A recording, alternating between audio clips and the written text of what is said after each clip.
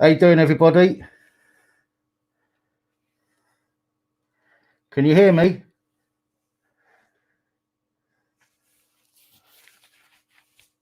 Can everybody hear me? I need a thumbs up or a yes, please. Okay, cool. I'm not taking any chances with you guys. I don't want to catch nothing off you.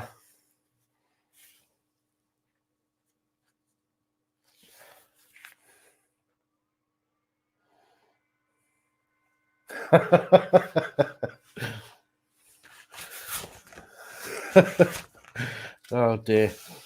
Really? No, not really.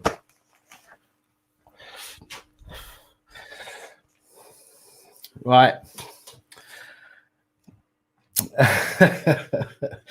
How's everyone doing? The sound is going to be better than it was in the PAT reports because I'm now using the proper mic through a different way.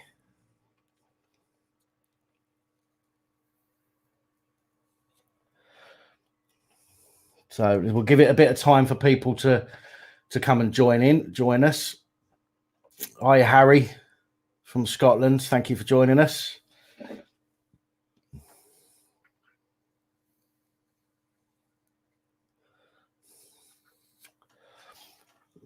Motty lads, don't worry. I've already used them gloves. I wouldn't use them on another person. Cross-contamination and all that. Evening.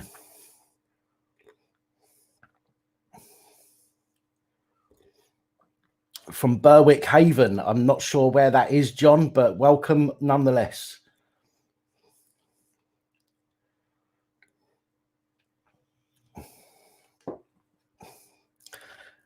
Evening, Hedden. Evening, the daddy. Greetings, Stephen. DJ. 1,500. That's it's not a bad price.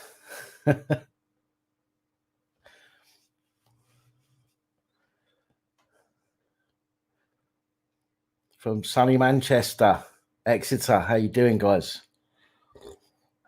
Actually, just for the sake of it, from Berlin as well, Kirby Moorside. I was just going to say, for the sake of it, just everybody, just let me know where you're from. Just out of curiosity, just while we're waiting for some more people to arrive.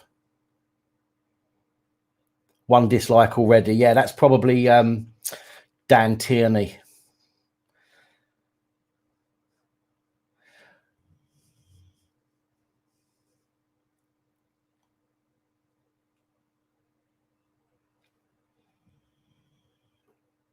Rochford, Essex. No way. Just up the road from where I grew up.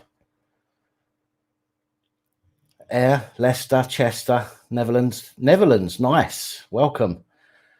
South Shields, East Mids, Exeter, Clacton, Wigan, not far from where I am. Stirling, Walsall, Brixton. Nice. American. Welcome.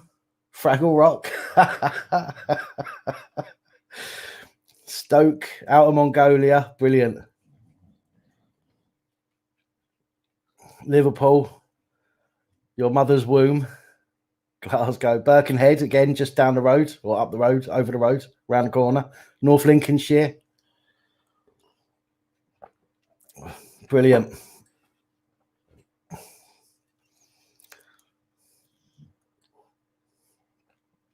Oh, dear.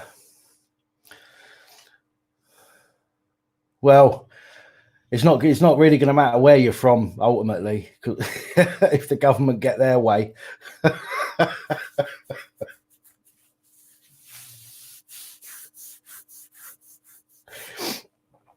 Oh, dear.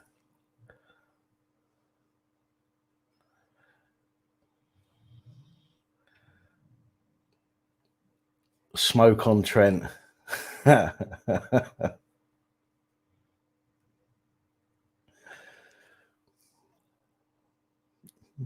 Right.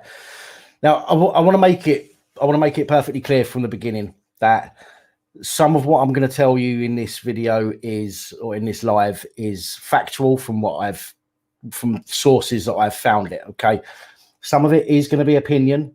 I want to know your opinions as well on some of it, so please bear that in mind. I will let you know when I'm sharing my opinion so that you don't get that confused with what factual stuff that I found. So I need to make sure that that is abundantly clear first of all.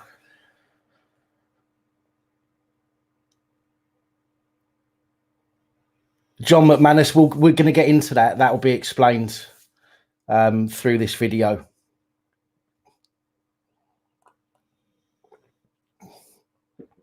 The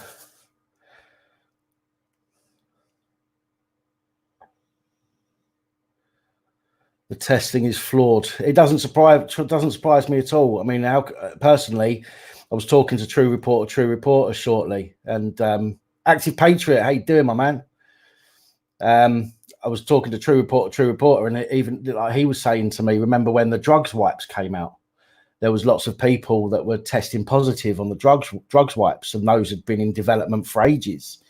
And there was a lot of people that had to have their convictions quashed because they weren't actually under the influence of drugs at the time. So again, this is something that we're going to talk about throughout this video, but that does worry me.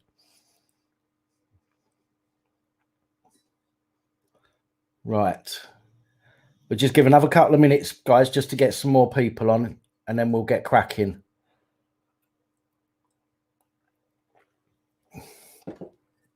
I also, actually, I want to point out as well that I'm not a conspiracy theory type of person, okay? I'm not going to go off down that route of conspiracy theory. If people have theories, that's great. It's not a problem. I'm not going to get into conspiracy theories in this video, however. How can the homeless self-isolate?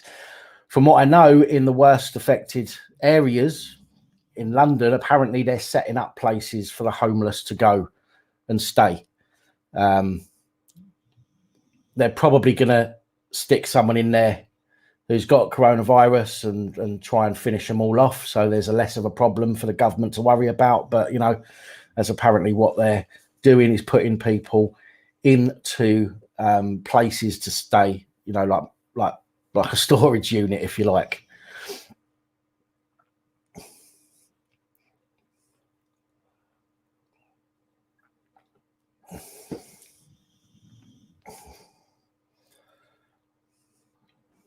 Right. I don't know how many likes we've got going yet. Let's have a look.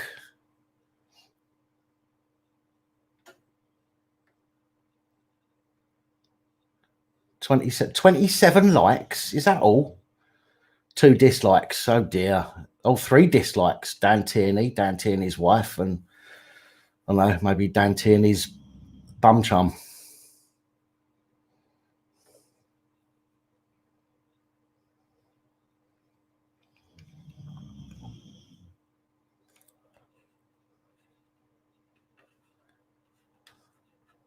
Joe Black, I'm not going into conspiracy theory. That's a genuine thing that could happen quite easily, is for somebody to get put into one of those places to stay, and that's got coronavirus, and then everybody in there is going to catch it. Do you know what I mean? And we're talking about people that live on the street, so they're likely to have a reduced immune system as well, and that's going to cause a problem.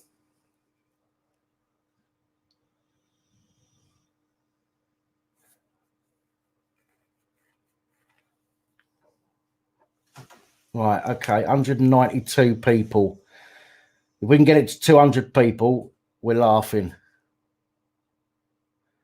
That's not a conspiracy theory, City Rat. That's not a conspiracy theory. How's it a conspiracy theory to say that they're gathering up all the homeless people, or as many homeless people as they can, and putting them all into one place? When, remember, we're not all supposed to be in big groups of people.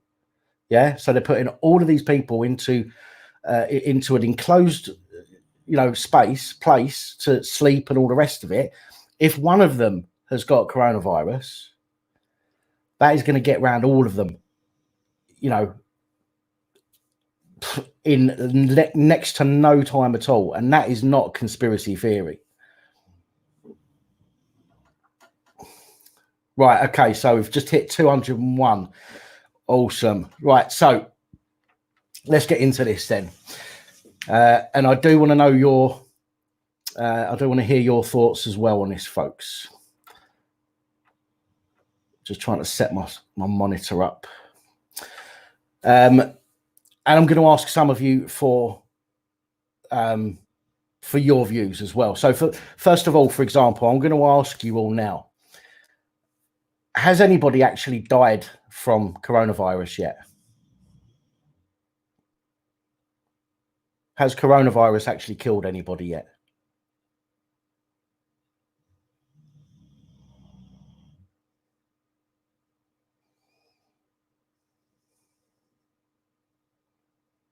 Yes, no, yes. Anybody?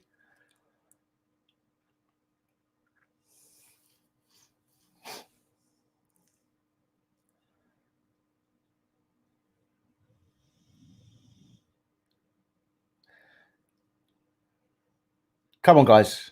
And do you know of, or have you heard of anybody actually dying from coronavirus yet?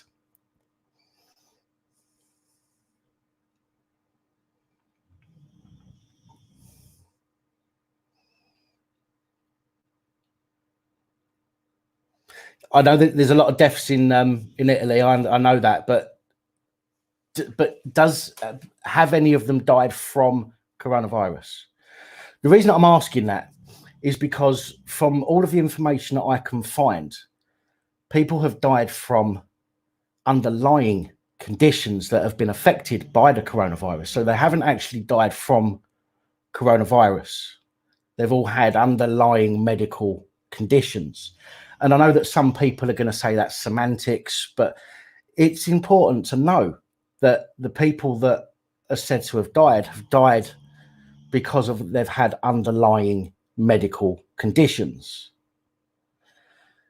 And that, to me, that's like being shot in the foot, right, while you're having a heart attack and then dying, and them saying, well, you died because you got shot in the foot. Well, you didn't. You died because you had a heart attack. Do you know what I mean? It's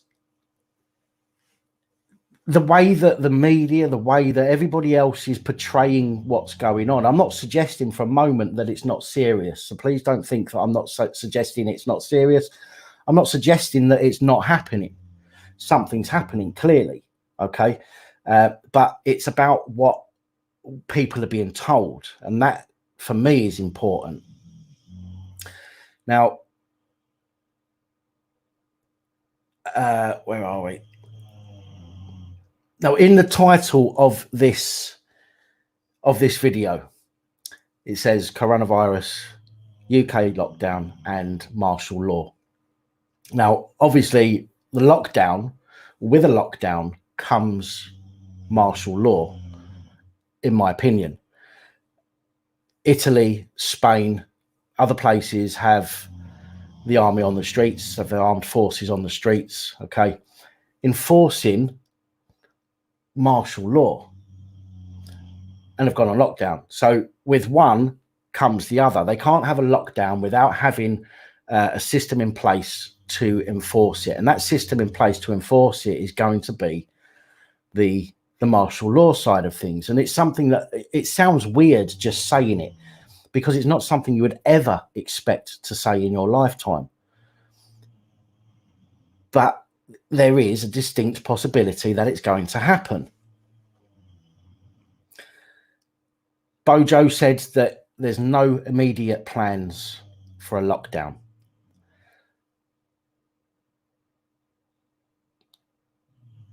Yeah, my apologies about the spelling. Now you've put me off. So Boris Johnson said there's no immediate plans for a lockdown. But the thing that people aren't realizing is that there are updates every day, and I'm pretty sure that they said schools weren't going to be closing the other day, and now they're closing. So just because the government, Boris Johnson, has said something's not going to happen, it does not mean that it's not going to happen. Things are changing day by day, hour by hour at the moment. And therefore, we all need to be aware that there is possibilities. Now, who thinks that martial law is a possibility?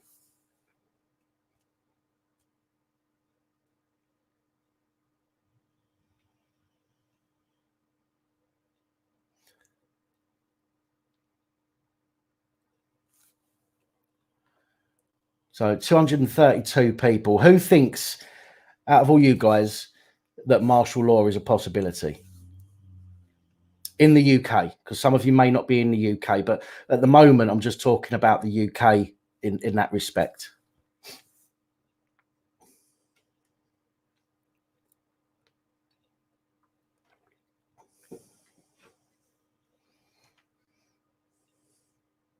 Okay, so there's lots and lots of you think that it will happen. Well, the Civil Contingencies Act 2004 says that it is possible.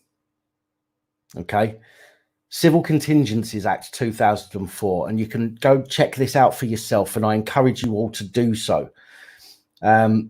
Section 1 of the Civil Contingencies Act describes the definition of an emergency, which says the meaning of emergency. In this part, emergency means an event or situation that threatens serious damage to human welfare in a place in the United Kingdom, or an event or situation which threatens serious damage to the environment of a place in the United Kingdom. It also means war or terrorism, which threatens serious damage to the security of the United Kingdom. This whole coronavirus thing is about serious damage to human welfare. So Section 1.1 of the Civil Contingencies Act already states that they could potentially put martial law in place. Section 2 says, for the purposes of subsection 1A, an event or situation threatens damage to human welfare only if it causes or may cause loss of life. That one, yes, tick. Human illness or injury, tick. Homelessness, well, they're saying that they're not going to kick people out of their homes for a while, but potentially it could result in people being made homeless because of the financial situation. So that's another tick. Damage to property. Again, damage to property is something that could very well happen if people go out of control, okay, in shops and things like that. So there's 4 at the moment. Disruption of a supply of money, food, water, energy, or fuel. Everybody's shitting themselves and trying to get hold of their money. Everybody's taking their money out of the UK. All the big bosses of all the big firms are rinsing their money out of the UK. So there's 5 there. So 5 for 5. Then we've got disruption of a system of communication. Now, at the moment, that doesn't seem to be too much of a problem. We've got disruptions of facilities for transport, which they're talking about closing down if there's a lockdown, or disruption to services relating to health. Out of 8 points that would be classed as an emergency, 6 of them we can tick off with this situation that we're in at the moment. Okay, and this is under the Civil Contingencies Act 2004. Is it Civil Contingencies Act 2004? So we can tick off 6 of 8 of what is classed as an emergency. Okay, so anybody that says or thinks that this can't happen needs to rethink that it certainly can. Whether it will is a different matter, but it certainly can. I've missed a few sections out that aren't necessarily important to this video, by the way. So I'm going to jump now to section 3.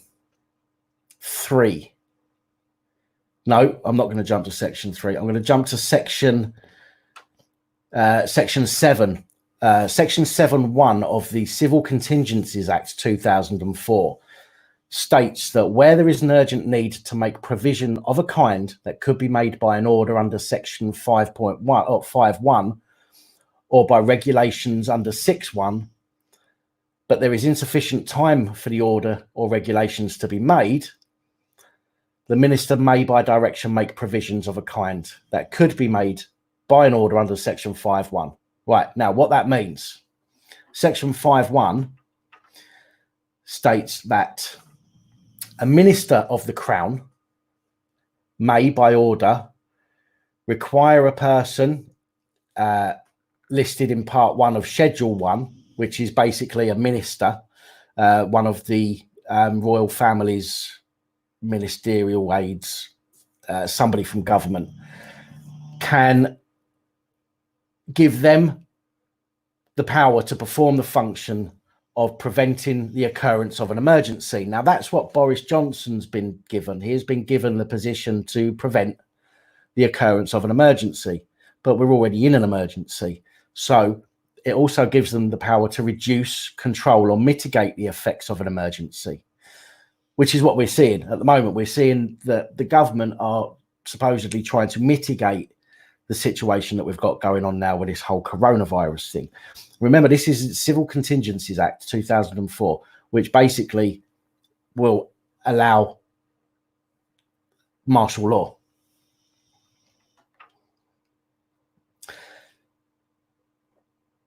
I'm sorry, I'm just trying, every time I stop talking, I'm just looking over to see if there's any questions popping up. Yes, the Queen has done a runner. Yeah, nice of her to stick by her subjects.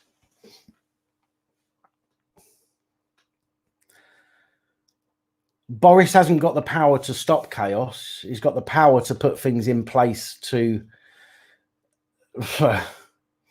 try and prevent it, but he's certainly not got the power to stop it. Now, Section 12 of that same act, Civil Contingencies Act,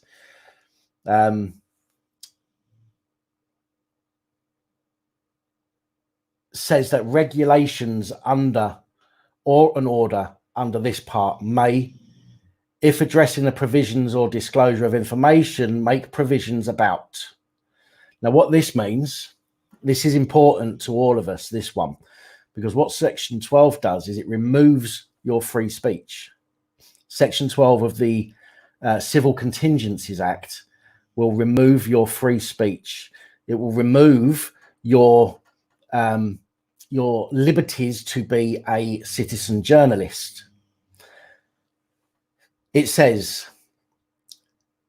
provisions or disclosure of information may be made about the form of in which information is provided. So that means that they could, under this Civil Contingency Act, they could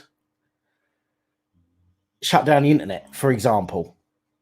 That's an example, an extreme example, but an example nonetheless. They could shut down the internet to the public. Okay, all it'll take is a switch in the people who supply you with internet. It will just take them to be ordered to flip a switch and we lose all internet. Very easy to do.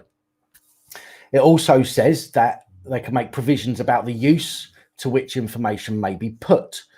So if we are using information in a way that the government doesn't like, then this act gives them the power to act against us. The storage of information and the disposal of information. So again, even me doing this could, in a week's time, in 2 weeks' time, in 3 weeks' time, be considered a infringement of this act. I could be told that I'm not allowed to say certain things, and I have to do it under this act or face imprisonment. Okay.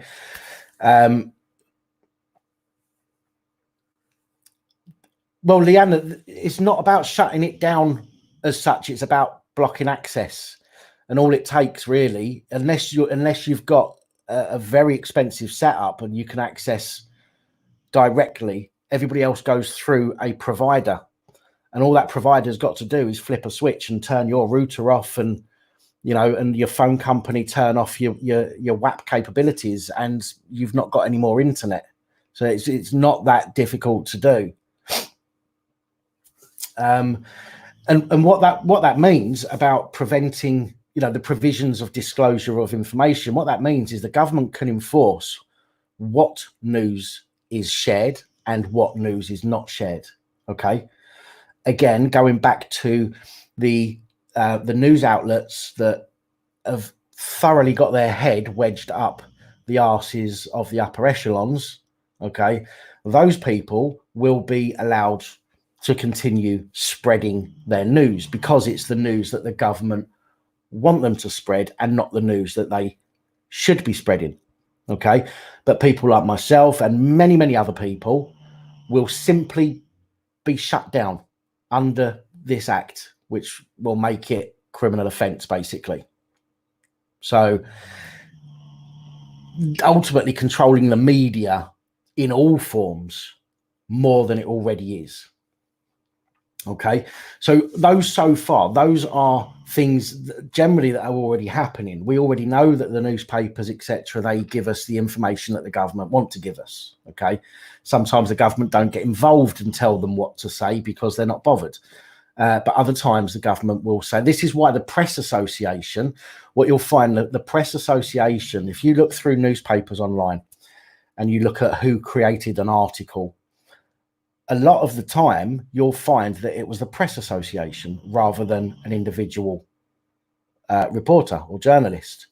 And that's because the government go to the Press Association with their statement, Press Association write an article, and then that Press Association sends that article out to everybody who's a member.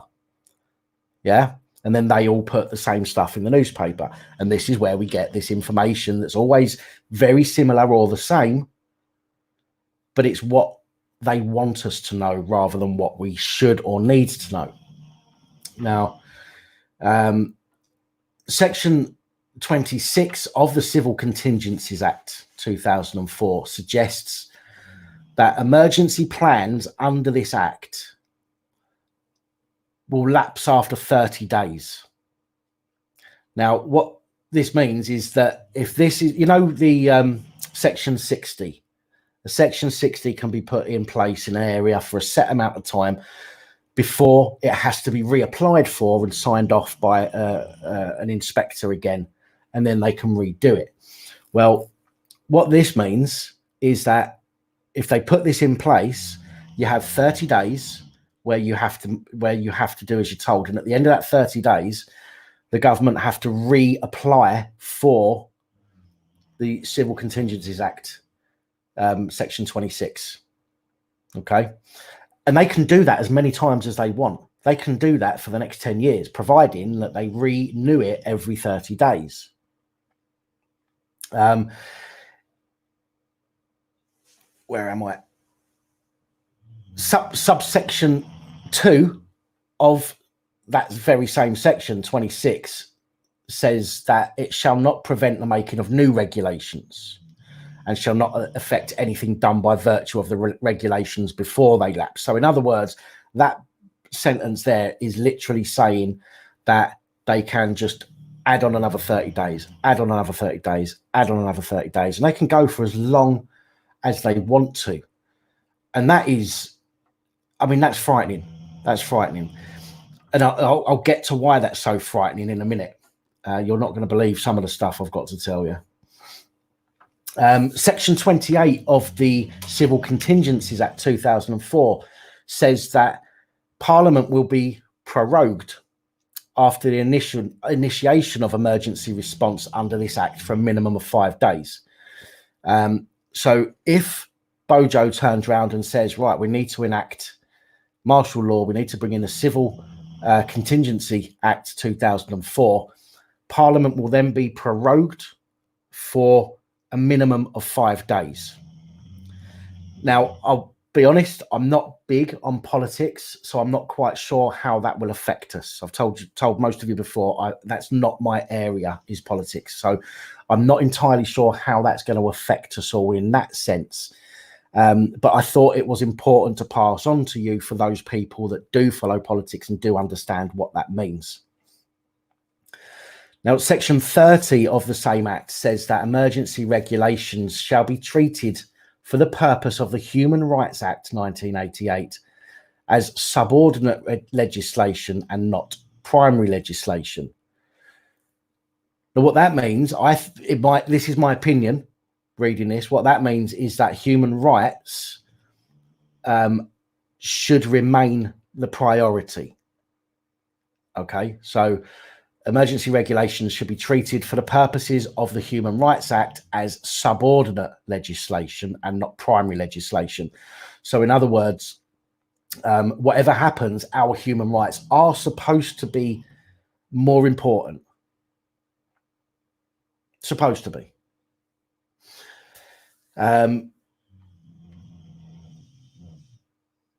So yeah, I mean that's mental. I apologize. There's so much to go through. Section 35 of that very same Act again explains how this Act extends to England, Wales, Scotland, and Northern Ireland. Okay, so if you're in England, Wales, Scotland, or Northern Ireland, this matters to you. Okay, so this isn't just about England. All right, so I know I've got people from Scotland here. I know there's probably people from Wales, and I know Dan Tierney is from Ireland, so he's probably watching as well. So this Act applies to everybody: England, Scotland, Wales, Northern Ireland.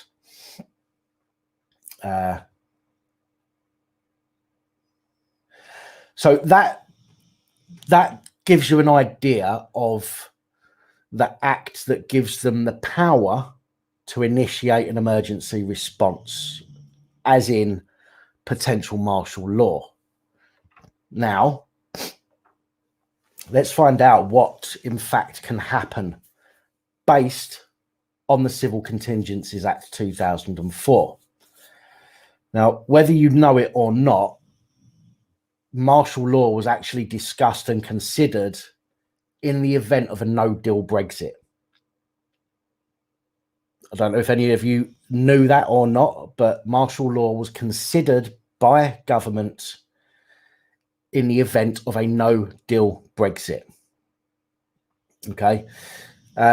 The powers and the powers that you will see will be sweeping powers exercised under the Civil Contingencies Act if there is unrest or the potential for unrest. Now, remember, the potential for unrest, you know, all it takes is for somebody to say, don't need proof. They just need to say, I think they're going to cause a problem. Okay. And you're going to be buggered, basically. So let's take a look at what martial law is. Martial law is an extreme measure used to control society during war periods or civil unrest or chaos. It's declared to enable a state to impose direct military control of civilian functions that are usually run by government. Martial law is usually employed for a limited period and often only in times of emergency, like a major disaster, an invasion, or overthrow of a government. Remember that last one. Excuse me. Martial law could be declared in the event of food and medical shortages, as it was when there was potential for a no-deal Brexit, which could cause civil disobedience and rioting. Now, under the terms of martial law, armed forces would be deployed to occupy towns and cities, and they would patrol such places as council and government buildings, power stations, airports, hospitals, banks, and other places that could be a target for protesters or those looking to do harm, or those looking for answers, because even if you're just looking for answers, they will turn it into you're having a protest if there's more than 3 of you, or that you're looking to do harm to somebody, even if all you want is answers. So you need to be very careful about that. Checkpoints under martial law. Checkpoints will be set up with the armed forces given the powers to stop and search anyone they suspect could be involved in or planning acts of unrest or rebellion. But also, in case of a biological emergency, they would be able to, under the Health Protection Coronavirus Regulations 2020, which gives police certain additional powers, will be able to take over that function from the police and enforce the regulations of that act in order to detain anybody suspected of being infected. So the army will be able to, walk around the streets. And at the moment, they're using thermometers, aren't they? So they'd be able to walk around the streets with thermometers in their pocket, test anybody they want. And if you've got a high temperature, they can detain you and have you off the streets. Now, it also means that we, the civilians, would be obliged to carry ID documents to prove who we are. Okay, we will be obliged to carry ID documents to prove who we are, which is quite frightening. If you do not have documents on you, then you are going to a concentration camp, ultimately, because it looks like we're heading back to,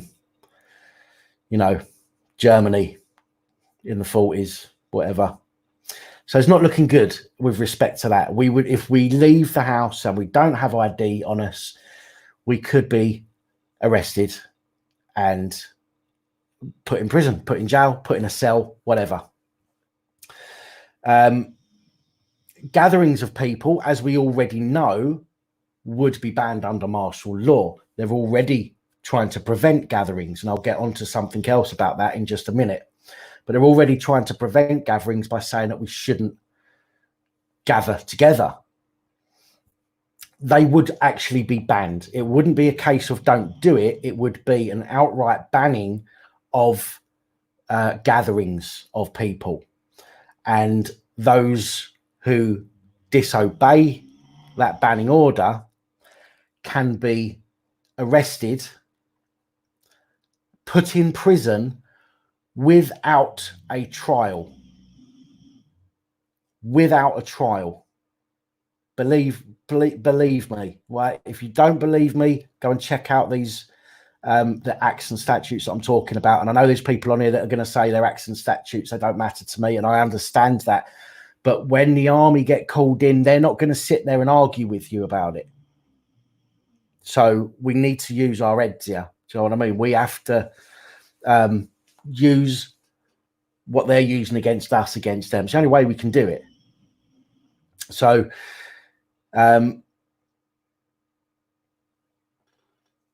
so under that stipulation of martial law, the armed forces will have the power to order people to disperse the area or face arrest and prison with no trial.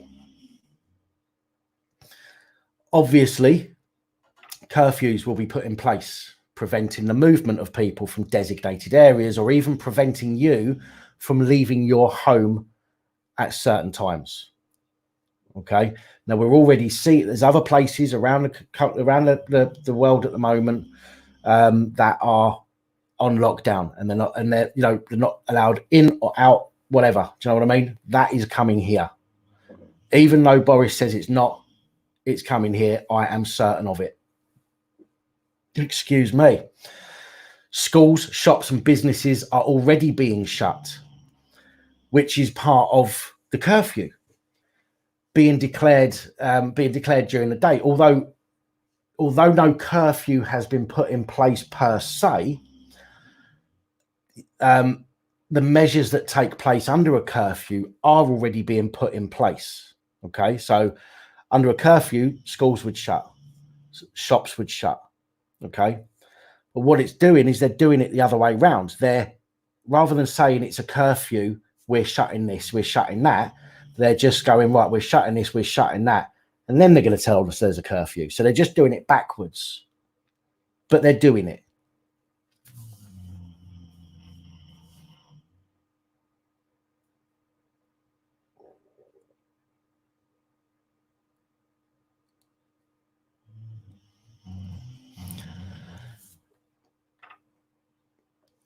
Travel bans are an obvious change under martial law as well, which will be to prevent blocks on the road and overwhelming transport hubs, but would also prevent people from entering or leaving a town or city where they live without permission. And again, this is happening in other places around the world, and it's more than likely going to happen here.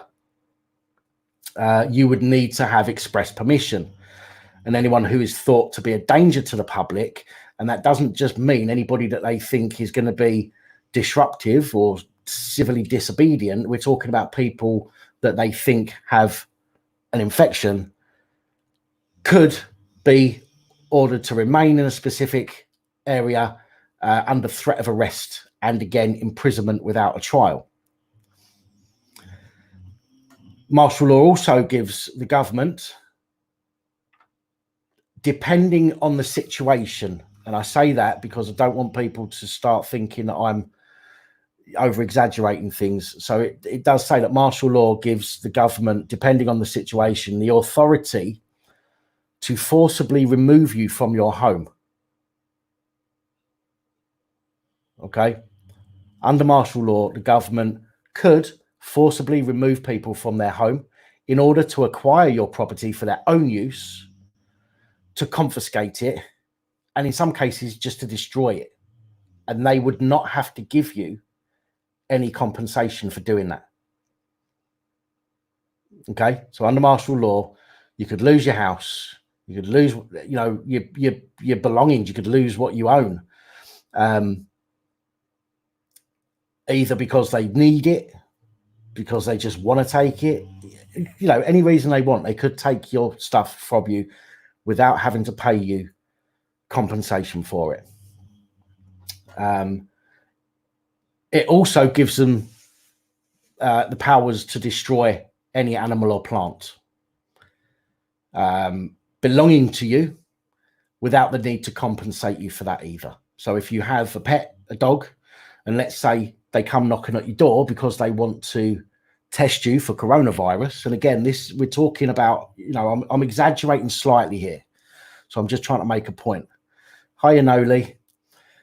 If the police or under martial law, if armed forces turn up at your street and they needed to check everyone, and let's say you've got a dog going schizo at the front door and you won't let them in, martial law gives them the power to shoot your dog and not even have to say sorry. They won't be shooting my dogs. They'll have to shoot me to get to my dogs.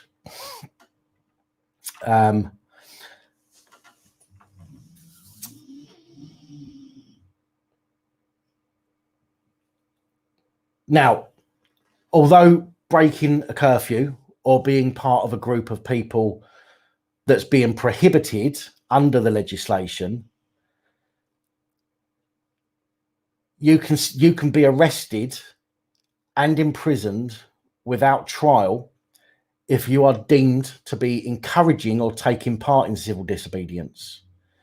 So me doing this, although I'm not necessarily encouraging people to do anything, but me doing this could be seen as encouraging disobedience by telling you what could potentially happen and making you aware in advance. I could get arrested and put in prison without a trial. Hopefully not, because the dogs need feeding, but still, that could happen.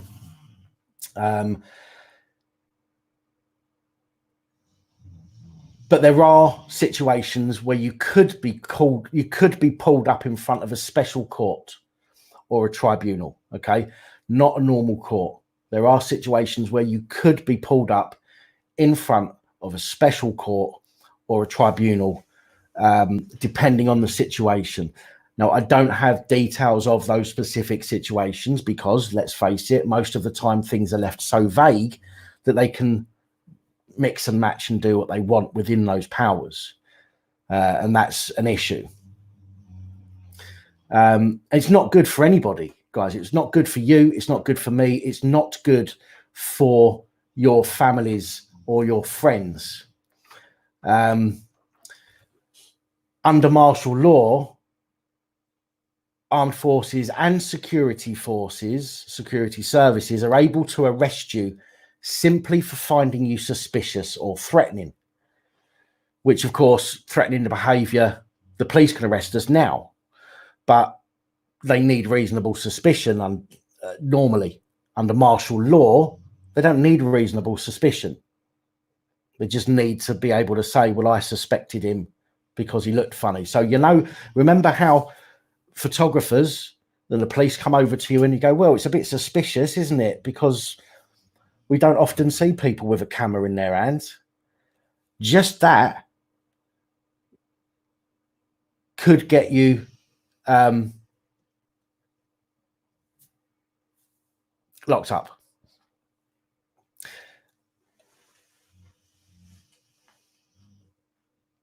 John, I believe there are in some cases, but I think if there are the cases that I'm talking about, I think with regards to the martial law side of it, and again, I know you know what you're talking about. I know you do. So I'm not knocking you. I'm just saying from my point of view, from the information that I'm talking about here, if it was a taking of property under the martial law, I believe that they don't need to give a compensation because it's a state of emergency and they can do pretty much what they want, is what this act is trying to suggest. But if it was done not in the realms of that martial law, so if it was done by the police or the army or the government and it wasn't in the realms of that martial law, then I believe that they would have to provide a compensation to the person. But yeah, I'd be interested to speak to you about that one at some point, to be fair. Where are we? So next up is one that's going to affect me by way of the information that I give, and will affect you by way of the information that you receive. Under martial law, the government could prevent the press from reporting something which spreads anger or panic. We know that the press like to try and suppress, the government like to try and suppress certain things in the press as it is. This will make it a lot worse. This means that propaganda will become the norm, okay? Don't know if any of you have seen, I think it's Enemy at the Gate. Is it Enemy at the Gate with, what's his name? Jude Law? Can anyone tell me if that's the one I'm talking about? Enemy at the Gate with Jude Law. Is that when he's in the army?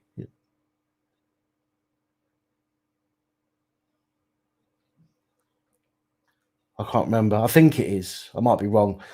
But what you find is that the Germans and the Russians or whatever are just, the propaganda, they're telling their people what they want them to know, even though it's lies. Do you know what I mean? In order to keep them peaceful, in order to stop them from kicking off. And that's what will happen. The mainstream media, the ones that have got the money to be able to broadcast to so many people, these are the ones that will be spreading lies. And not just lies, there will be truths in there as well, but they'll be spreading information that that the government want them to tell. Do you know what I mean? They might keep information like how many people are actually dying. They might try and suggest that the amount of people is lower than it is, or they might suggest that it's higher than it is in order to suppress us even more. But it will be done through the mainstream media and independent outlets, independent news outlets or journalists or whatever you want to call us will be suppressed massively. And you're going to have a lot of trouble getting any other information other than what they want you to know. And it's in the same way, the right to free speech could be suspended. You could, under martial law, be arrested and imprisoned if anybody deems you to be stirring up disorder by making your views known. Okay, so if you are sharing your opinion on what's happening, and security forces, armed forces, police, whatever you want to call them, don't like what you're saying, they can pick you up off the street and put you in prison without even tickling your balls. Do you know what I mean? They can just have you off, and you ain't got, you know, you won't, generally, you're not going to have to go in front of a judge or anything like that. You are taken off the street, put in prison, and you're left there until everything's deemed to be done and dusted. And that is a sickening thought for anybody. Do you know what I mean? And that's free speech gone at that point. Now, as from what I can find out from my research that I've done, I've not been able to find anywhere that martial law has ever been imposed here in England. Although it has been imposed in Ireland. I can't remember what year it was now, but martial law was imposed in Ireland at one point. And it has been imposed in other countries throughout history, and even in present times. Places worse affected by the virus are having martial law slowly imposed on them now. I think that the plan is to slowly introduce elements of martial law one at a time, rather than making a general announcement of martial law. Because you imagine everybody sitting at home and all of a sudden Boris Johnson comes on the telly and says, right, lockdown, martial law. Everybody's going to go mental. Everybody's going to go mental. So there is no way that they're going to just outright say that martial law is being implemented. So what they're doing instead is, I think, my opinion, is implementing different bits of it at a time. Okay, we're doing this to help you. We're closing schools to save you. We're doing that to prevent this from happening. Do you know what I mean? They're going through these steps slowly so that we don't realize what's being imposed on us. And all of a sudden, you're going to wake up and realize that we're now under martial law. And there's nothing you can do about it. You can't kick up a stink about it because they've been slowly implementing it over the last week. See what I mean? What else have we got? We've got, right, so what frightens me is that these impositions are being placed upon us at the moment, are said to be in place, or said to be going to stay in place for 2 years. Okay, so these things that are being implemented now are said to be implemented for the next 2 years. Now, Mauritius, who's heard of the lovely place Mauritius? I've never been, but I've heard of it. In 1968, martial law was declared in Mauritius during a period of unrest. But that martial law in Mauritius has never been repealed. Therefore, they can still act under martial law in Mauritius on their citizens. Okay, so martial law was enacted or declared in Mauritius in 1968. To this day, they can still use the powers under that law, under the martial law in Mauritius, if they want to. It means they can arrest people without having to demonstrate reasonable suspicion that a crime has been carried out. And that's, again, is a very frightening thought.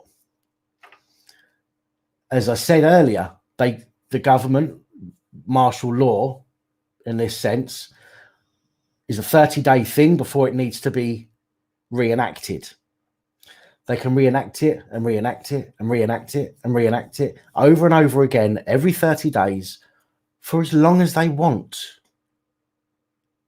There's no time limit, people. They can do it for as long as they bloody want.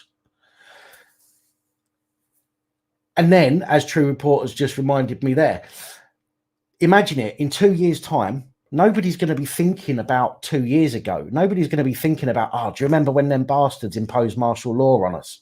Oh, of course, we'll all have forgotten by then, right? And we'll all be used to a new way of living our lives. So why the hell would the government then turn back and take it away when we've all spent 2 years learning a new way of life? Why the government going to turn around at the end of that and say, well, actually, guess what, guys? Everything's going back to normal. I am not trying to be a conspiracy theorist here. I'm trying to give you some genuine possibilities and for some out from the facts that I'm getting here. So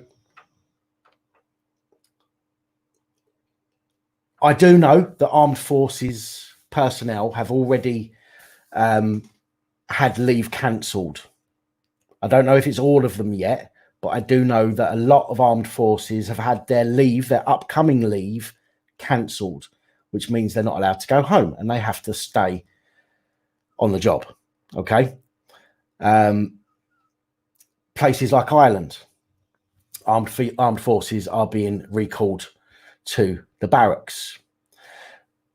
Unfortunately, or ultimately, martial law means that we, the people, would be treated, and this is important as well as, yeah, John, exactly just what I'm about to say here. Martial law, that means that we, the people, would be treated in a manner as if we were subject to military law, not civil law, military law. Even though we're not in the military, we would be dealt with under military law. Okay. In a manner as if we, had committed the offence as though we were in the service of the military. Okay. And that's where martial law comes from the court martial, because it's to do with the armed forces. And it probably comes from elsewhere because it sounds a bit like marital, like admirable, you know what I'm trying to say, admiralty and all that stuff. But I might be wrong there. So again, that's not a fact. That's just me saying that. But martial law, this is where it comes from, the court martial, or court martial comes from martial law. We would all be treated as, even if we're not, we would all be dealt with under military law and not civil law. So that's something you need to remember as well. Now, with all that in mind, and knowing that we already have a health protection coronavirus regulations 2020, which was enacted on the 14th of February, I believe it was, which gave the police additional powers to detain you if you are believed to be infected, it seems an additional bill called the Emergency Coronavirus Bill has been drafted.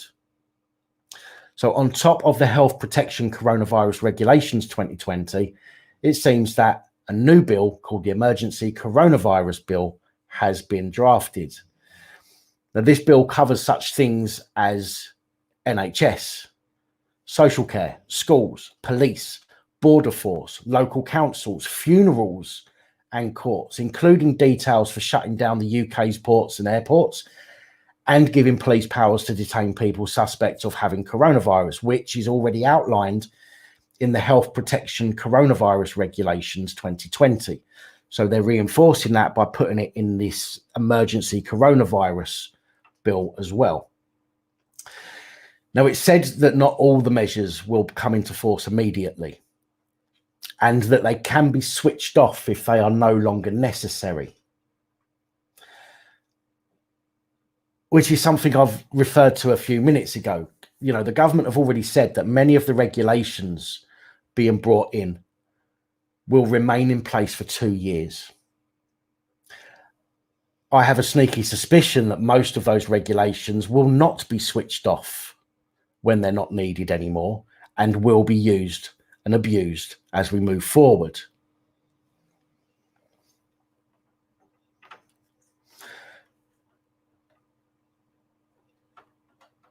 Now, oh, Gordon Bennett, what's going on? Now, in order to ensure that our border security, or in order to ensure the security of our borders, Priti Patel has been or will be given the power to request ports and airports close and suspend operations if there is a shortage of border force staff. So if border force staff fall ill, they can close the borders. We will be locked off from the rest of the world for however long that will last. I don't know. If it happens, who knows? But that's another thing to remember, especially if you do have relatives who live outside of the country. Police, as we know, will have the powers to detain people and quarantine them if they are or might be infectious. Immigration officers will be given the same powers. So immigration will be able to stop people coming through the gates and detain them and quarantine them if they might be infectious. The legislation also allows for recently retired doctors or medical students to be re-registered as regulated healthcare professionals in order to boost the number of NHS staff. Social workers who have recently left will be temporarily added to the registers again, which I don't like the idea of. Workers will be able to take emergency volunteer leave for up to 4 weeks with a compensation fund to be established to cover the loss of earnings and expenses. I'm not entirely sure whether they're talking about the emergency workers or the key workers, as they call them, or whether they're talking about anybody else. I don't know. I'm not going to pretend I know that answer. I can only tell you what I've found and what I know so far.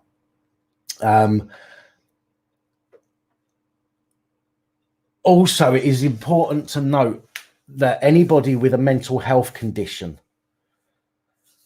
and this is quite sad, but rather than having second opinions for mental health patients, just one doctor's opinion will be needed in order to detain and treat people for mental health disorders. So stop talking amongst yourselves for a minute, right? Doctors, or rather the coronavirus bill, whatever it's called, means that only one doctor needs to say that you are mentally ill for you to be dealt with, shall we say. And that is a frightening prospect for a lot of people. And that is going to be, can be, will be, and is going to be abused. Because what's going to stop? I mean, if you watch other channels, the police, civil disobedience, for example, Jamie's channel, he had problems where the police spoke to DVLA about a medical condition and they withdrew his license because the police asked them to, even though there was nothing wrong with him.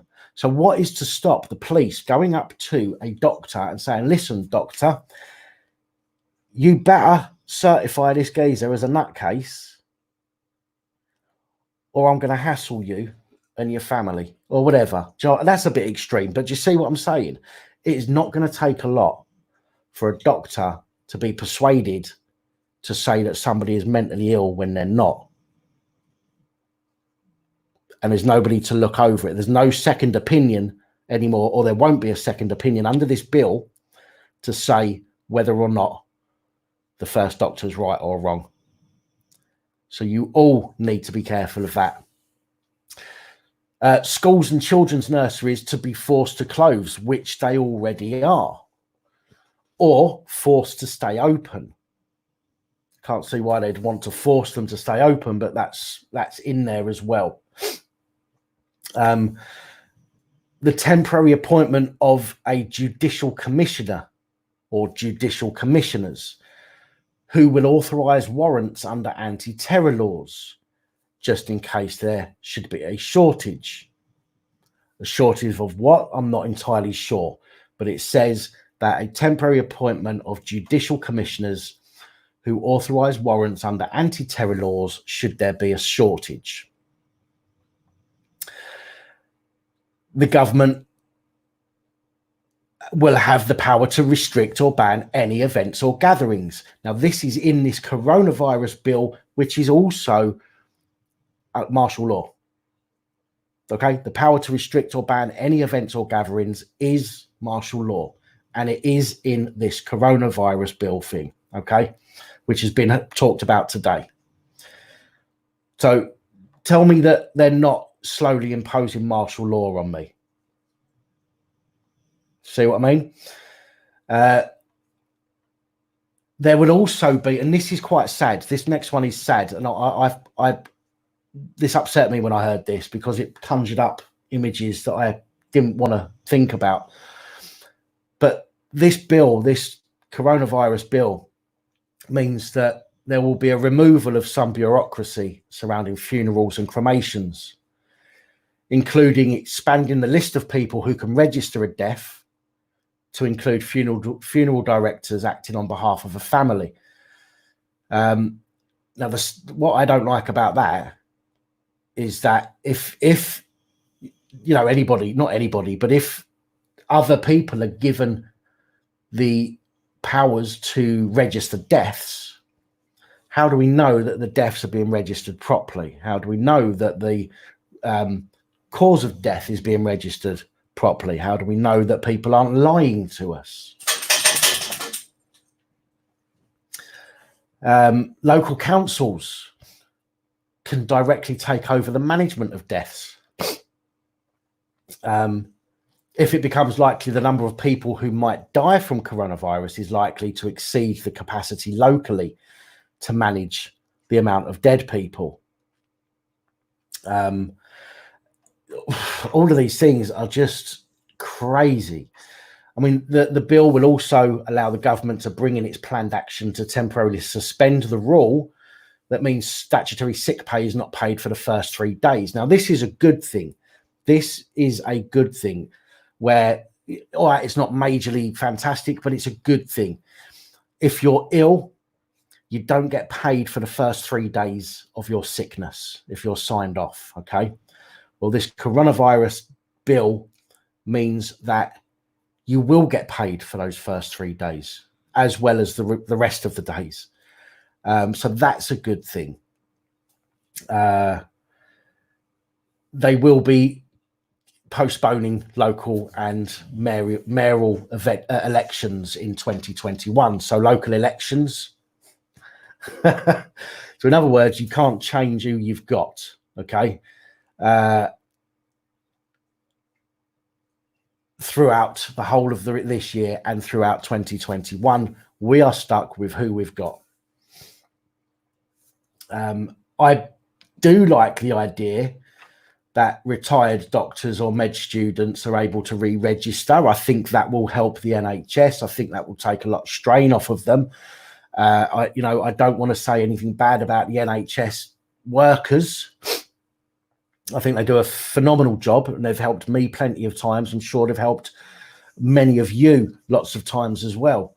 But I think that doctors and medical students are able to re-register is going to be a really good thing for the NHS. No, he didn't retire.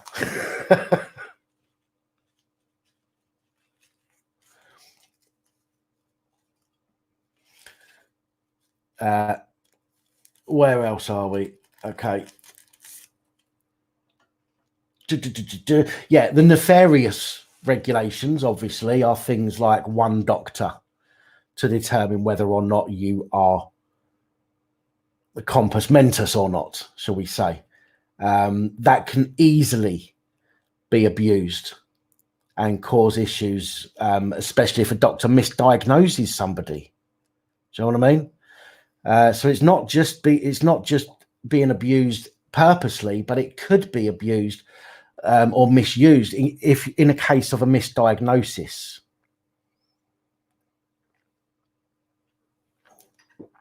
I also think one of the nefarious things about this is the removal of some bureaucracy surrounding funerals and cremations, including expanding the list of people who can register a death, etc. Local councils can take over the management of deaths if it becomes likely the number of people who might die is likely to significantly exceed the capacity locally to manage the amount of deceased.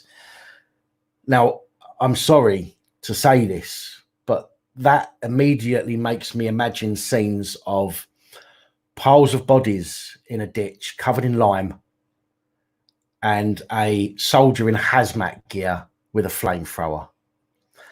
I'm sorry to put that picture in your head, but that's the image that gives me immediately in my head. And it's saddening. It's saddening. Now, it's said that mortgage payers will be allowed a 3-month payment break, which is nice for mortgage payers. But so far, I've not seen anything about people who rent having a 3-month payment break. And the reason that that's a problem for me is because it means that landlords will be profiting out of a disaster. Okay, they'll be profiting because they get a 3-month payment break, which means all of the rent that they're receiving during that 3-month time is 100% profit for them. And that is wrong. Moving on. I'm sorry, I'm just getting a cigarette ready. I know I shouldn't be smoking, but I don't care.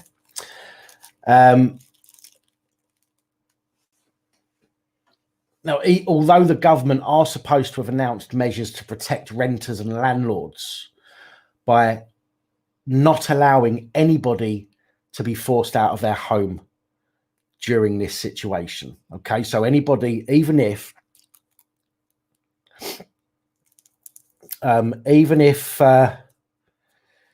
you haven't paid your rent, and there's proceedings against you to evict you for 3 months, they cannot do nothing. They cannot throw you out. They cannot repossess the home. They cannot do that during a 3-month period. This is what they're saying. Okay. Even council tenants, if no matter what your situation is, whether your house is being repossessed through lack of paying your mortgage, or whether you've not paid your rent, or whether you've got in debt through no fault of your own, whatever the situation might be, you will not be made homeless, apparently, during this time frame. But saying that, as I said earlier, under martial law, the government can take your property. They can force you out of your property without compensating you. So even though it says here that nobody will, they still can. And I'm not saying that it will happen. I'm not saying that they will force people out of their properties. I'm just trying to give you the information that I've got, whether it's bad or good, or whether it's hardly likely, or whether it's very likely. I'm just giving you the information. So that is important to know as well. We also need to remember that Boris said earlier, this is today. Boris Johnson said earlier that if the public don't start doing more to help curtail the spread of the virus, then more drastic actions will be taken. Does anybody remember him saying that earlier? He said that if the public don't start doing as they're told, then more extreme measures will be rolled out.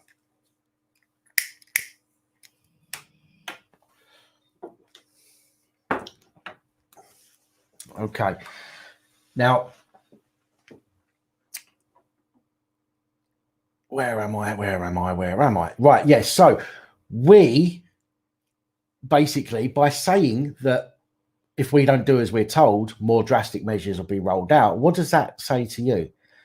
It says that what's coming is being blamed on us. What is round the corner is our own fault, is ultimately what that statement says. Okay. I ain't to blame for none of this. I've only left my house a couple of times in the last week to get some essentials. Do you know what I mean? I ain't got nothing to do with this. Why should I have all my liberties taken away from me because the government want to blame us? Yes, there are people out there that aren't taking it seriously. And when I say seriously, I'm not suggesting things are as bad as they say they are. However, I'm not suggesting that they're not. Again, we've only got information that we are given through mainstream media. Now, Boris also said there's no imminent lockdown for London. But with the other countries who have locked down, is it really out of the realms of possibility that we're going to get a lockdown soon? Considering everybody seems to be following a pattern, all these countries seem to be following a pattern. Yes, Italy's in an extreme situation because they've got the most deaths from this, apparently. So, but I don't see there being any reason to stop them from locking it down. And again, what I'm saying is that all of these things are being implemented incrementally, slowly, one at a time, in order to sort of do it under the table so we don't see it coming.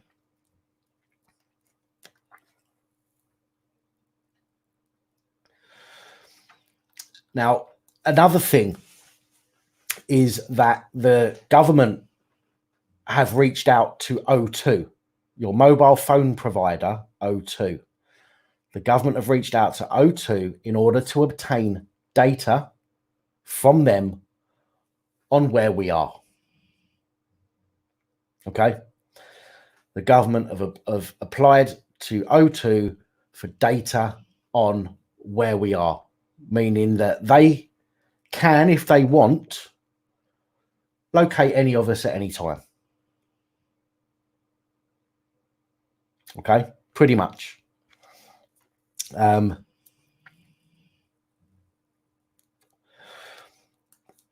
Although saying that, if they're just using cell towers, okay, they can use a GPS, as Dean just said there. They can use your GPS like Google does, which can locate you to a few meters or even less in some cases. But if they're just using cell towers, then that range is going to be a lot bigger. So they're not going to be able to know where you are specifically. But what it's to do, the reason that they're doing it, or the reason they say they're doing it, is to see whether or not we're doing as we're told. Okay?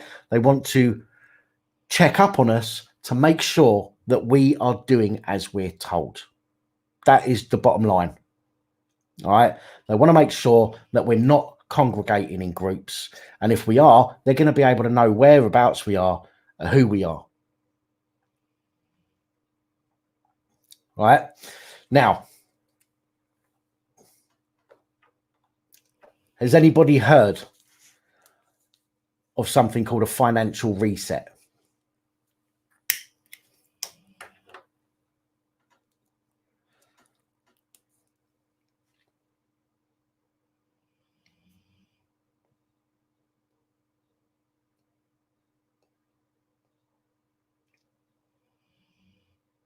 I don't know, Ian. I don't know why it's only O2 at the moment. Okay. So I'll ask again, just in case. Has anybody heard of a financial reset?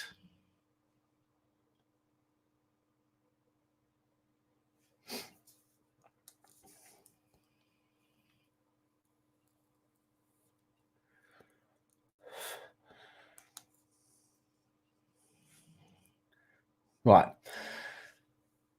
A financial reset or otherwise called a global currency reset. It's been spoken about for years, mainly by people who we tend to think of as conspiracy theorists. I'll put my hands up. I used to think that. I used to think you are a nutcase conspiracy theorist. You're having a laugh. Okay. So I'll put my hands up to that. That's what I used to think.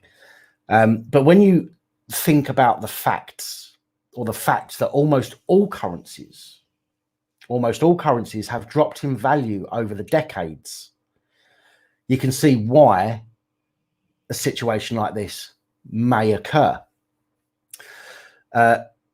Most people tend to think that the cost of buying things has gone up. Okay. So, for example, 20 years ago, you might have been able to buy three, sorry, I didn't mean to swear, 3 loaves of bread for £1. 20 years ago, you could have bought 3 loaves of bread for £1. Nowadays, you need £1 and some change to buy a loaf of bread. Okay. That's not because the cost of things have gone up. The cost of growing wheat hasn't gone up. The cost of running the machineries hasn't gone up.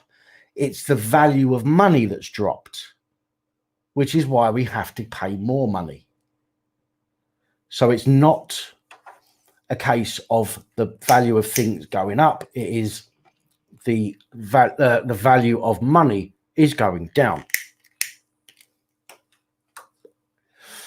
The main reason for that is because more money is being created. All right. When money used to be backed by gold, it was backed by something. So you could only have as much money as there was gold. Yeah.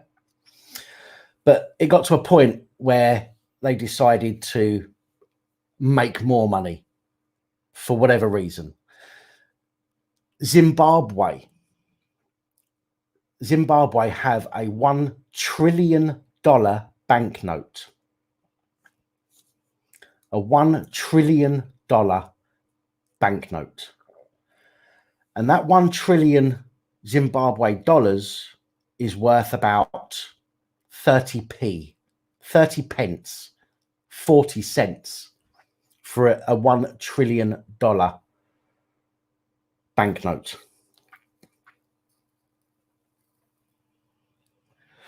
Okay.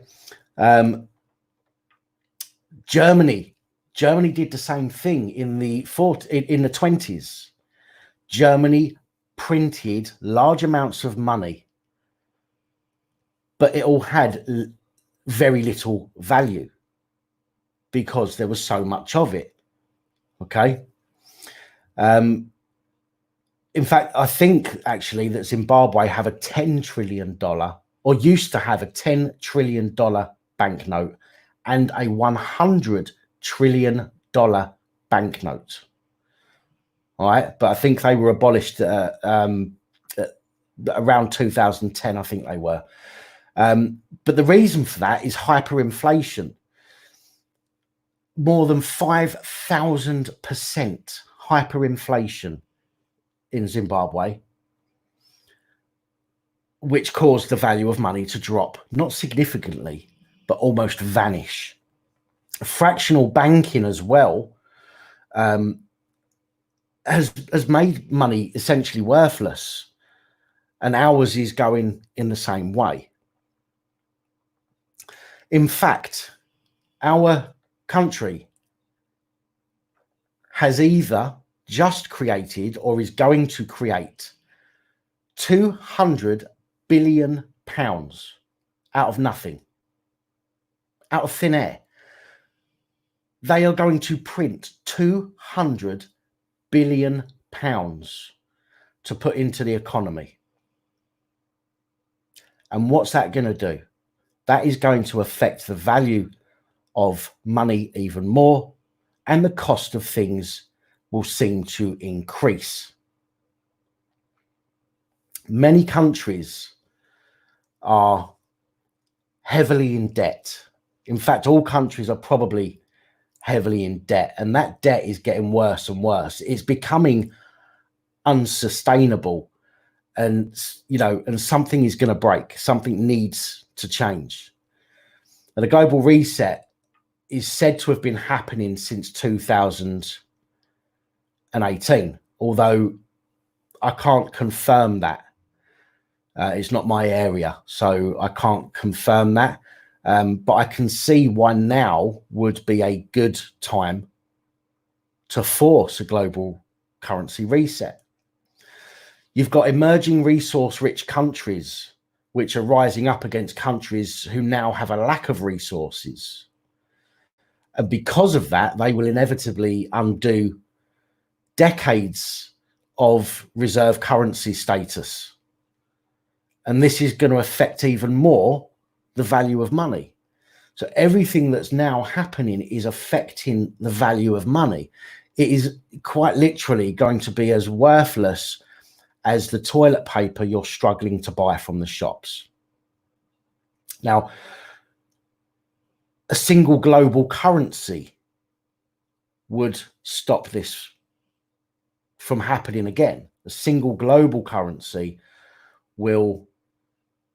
could help this situation.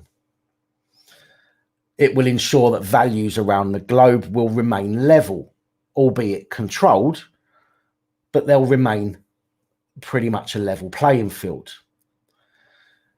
It's been said that government debt will be wiped from existence. Okay, it's been said that government debt will be wiped completely from existence, and that's called a thing called debt forgiveness. However, debts between a consumer and a company are said to remain. Okay, so in other words, if you owe a debt to a company, that debt is supposed to remain even though government debts will be wiped. What this means is the governments won't have a debt hanging over their head anymore, but we will still be bound by debts. We will still be kept in poverty because of debts.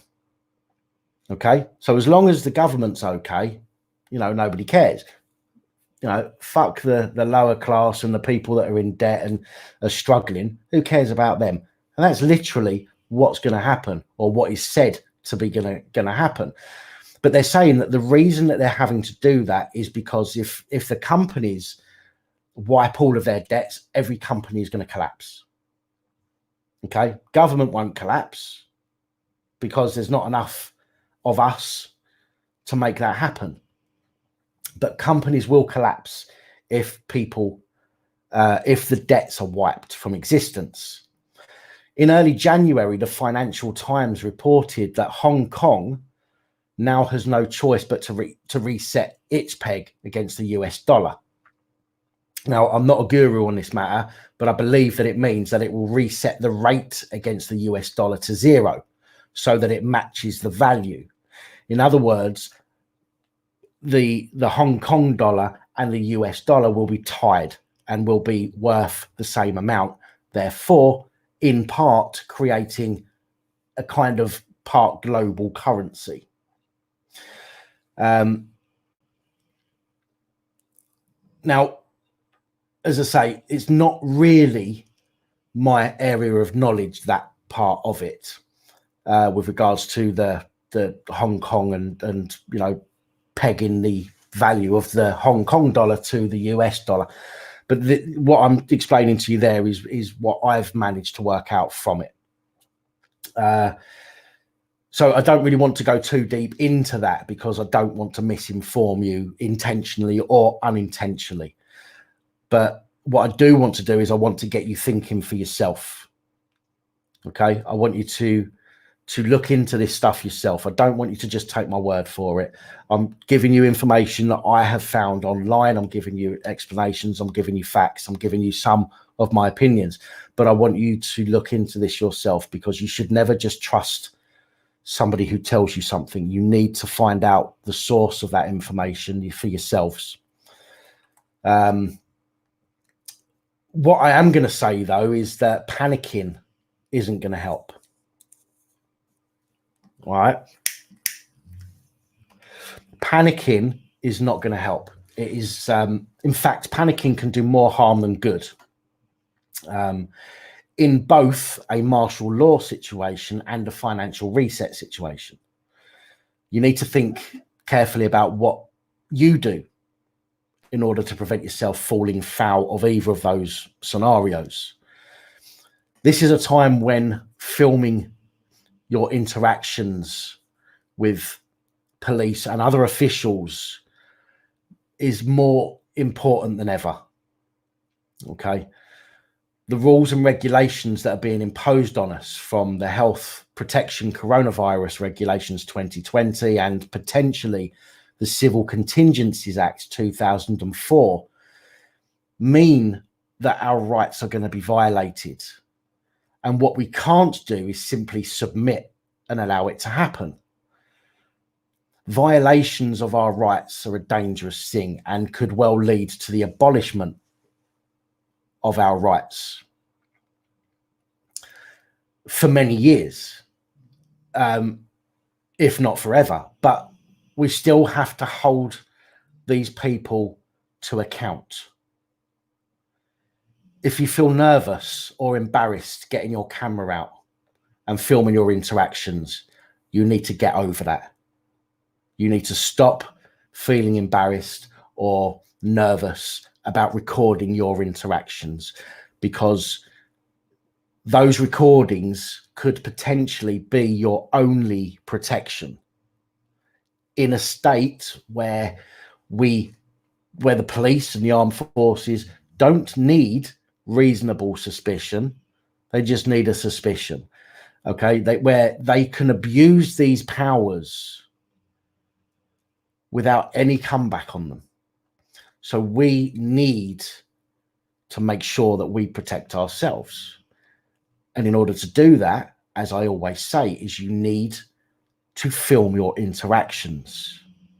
Now, I'm not suggesting that it's going to be helpful in every single situation. I'm sure that with these regulations coming in, I'm sure the police and the courts and everybody else, the government, will come up with some reason to remove or delete or whatever it might be, any recordings that you've taken. But that's not the point. The point is letting them know that they are on record. Because if we do that from the beginning, and the armed forces are employed to patrol the streets, for example, if they know from day one that they are being watched and they are being monitored by people, they're less likely to go straight in and start abusing people. And that's really important for us. I mean, the police struggle at the best of times with normal laws and statutes and acts without giving them additional powers they can misuse and abuse. So please, for your own safety and security, remember to record every interaction that you have with the police or anybody in a position of perceived authority.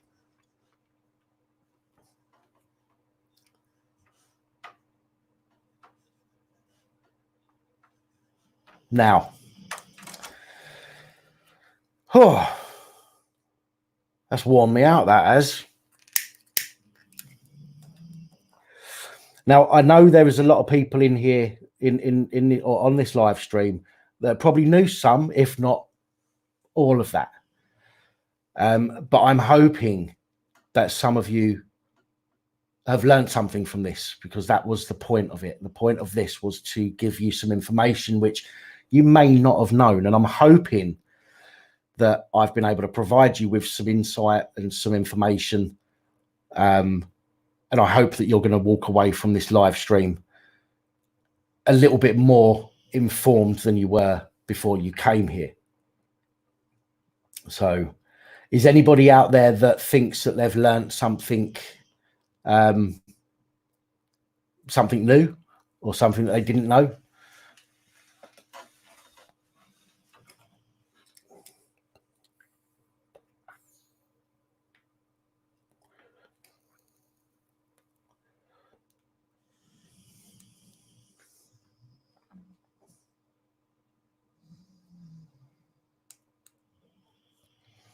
Anyone? It's not encouraging, Ian. Absolutely not. Again, let me reiterate, I'm not suggesting that what I've discussed, I'm not suggesting that it is going to happen. What I'm suggesting is there is indications that it could. With regards to the martial law, there is indications that it is already happening. Okay. But again, they're indications. I cannot say at this point, hand on heart, that it is going to go in that direction. But for me, and I know a lot of people watch my stuff, and I'm forever grateful for that, it was important for me to pass on to you what I had learnt over the last few days and what I've been looking into, because I think that it's important. I think it's important for you guys. It's absolutely scary. Retail places are mass gatherings at the moment. From what I can gather, the police will be used to, what's the word, to deal with those situations. Police will be sent to supermarkets to deal with situations of such craziness, shall we say. If the armed forces are called in, then the armed forces will take over quite a lot of the police's job at the moment. And the police will be left to be able to deal with things like crowd control and things like that.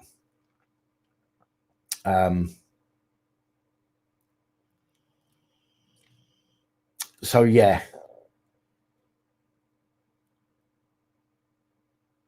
give us a thumbs up if you've enjoyed this. And when I say enjoyed it, I don't mean, you know, you're glad that you've been on here, but I mean, just so I know that you guys, you know, I've not bored you too much, and I've provided you with some value here. I'm not going just yet, by the way, guys. You know me and my live streams.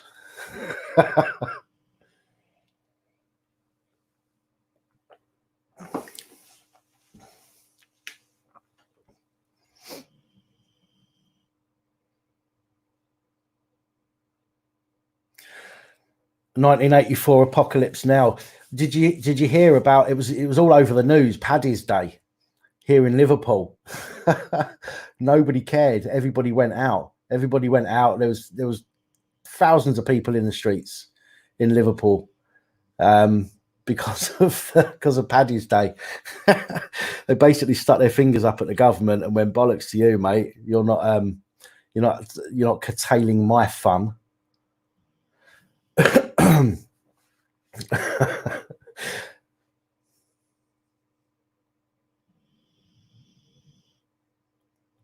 Spellbinder. What I mean when I was talking about crowd control is at places like supermarkets.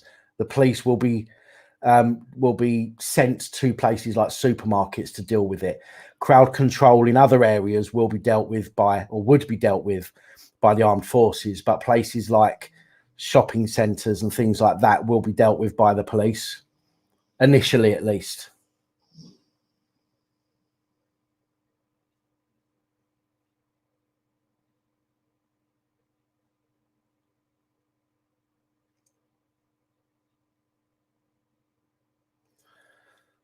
So yeah, it's a bit mental, really, isn't it? Well, Suzanne, if you behave yourself, you don't need to worry. I've got to say, with you know, no disrespect, is the kind of thing the police say all the time. If you've nothing to hide, you've nothing to fear. But think about how many people have been wrongfully arrested and wrongfully convicted and dealt with horribly by the police. If you are out and about and you could have a high temperature for any number of reasons, it does not mean that you have coronavirus. But if they're testing people in the streets with a thermometer and you have a slightly higher than normal temperature, are they going to say to you, it's all right, it's probably nothing, off you go? Or are they going to say, right, you are being detained and you're coming with us, and they're going to put you in a place with loads of other people with coronavirus, even when you haven't got it? Yeah. No, I'm not having a go at you, Suzanne. I'm not having a go. I promise you. I'm just, as I say, with the greatest of respect, I'm just trying to explain why that's not necessarily a good way to think of it. I understand why you said it, but it's not a good way of thinking about things. Even the tests, they're talking about 250,000 new tests per day, I think it is, right? To see if people have got coronavirus. Now, when they first brought out the drug wipe tests for drivers, there was a lot of people that were wrongly convicted because they didn't work properly. We don't know. We don't know where the testing came from. We haven't seen the proof that it works properly.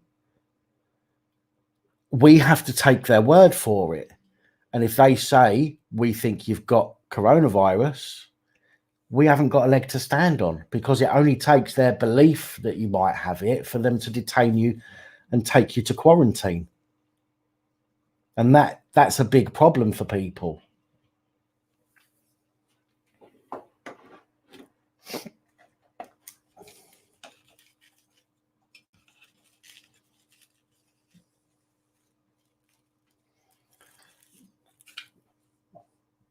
Now, let me see here.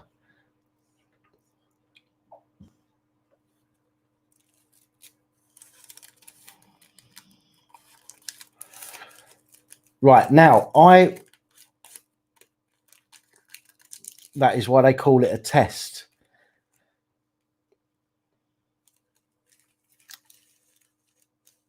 But the thing is, they convict people on tests, don't they? So it's not why they call it a test, because people get convicted off the back of a test. So to say that that's why they call it a test, for me, is a bit of a null argument.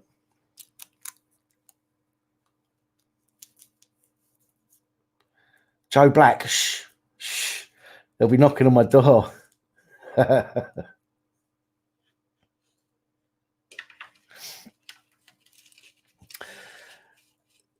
No, nothing's 100%. You're right. But this is what my point is here, is that many people could be getting locked up with people with coronavirus because of a test that has failed.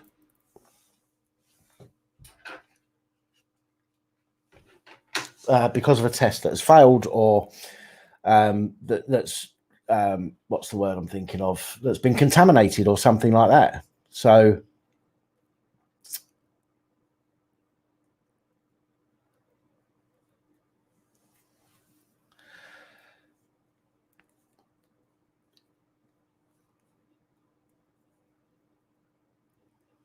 now I said earlier, I don't know if there's anybody on here that wants to come on and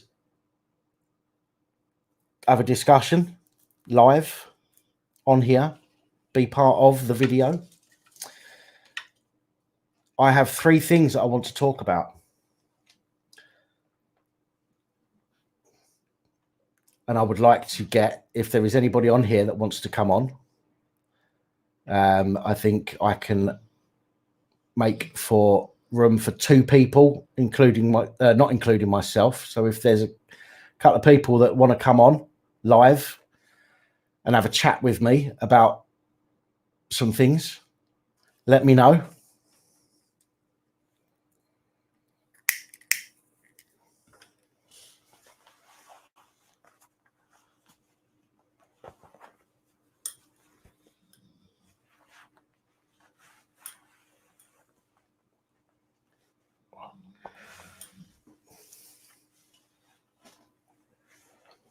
No?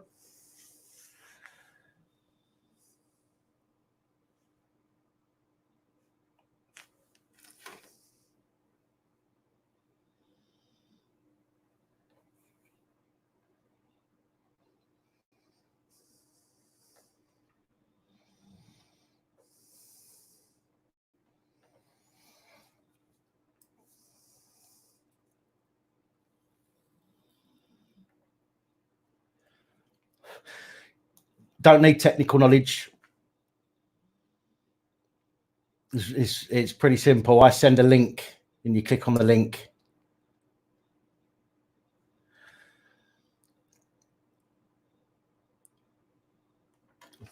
AP.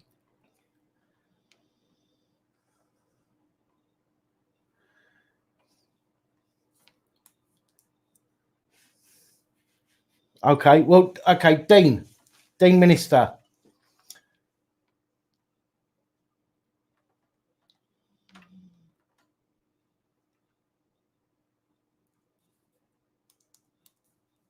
Send me a email. Let me know it's you, and I'll reply to you with a link.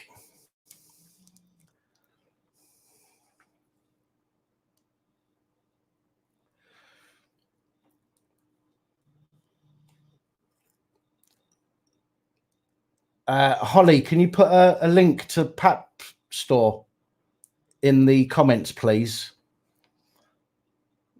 I've not got the page open. I can't get to it quickly.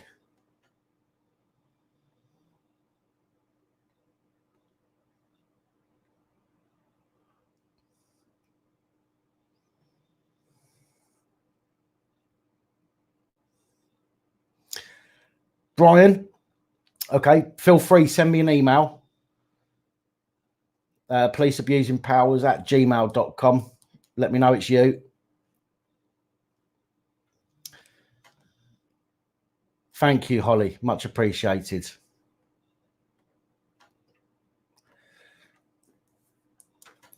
It can be a blank email, just with your name in, if you like. I don't mind. Just a way for me to be able to reply with a link.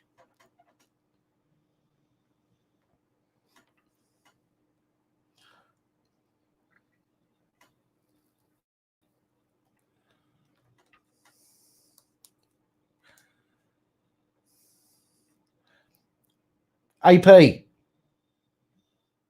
where are you? Fancy a go?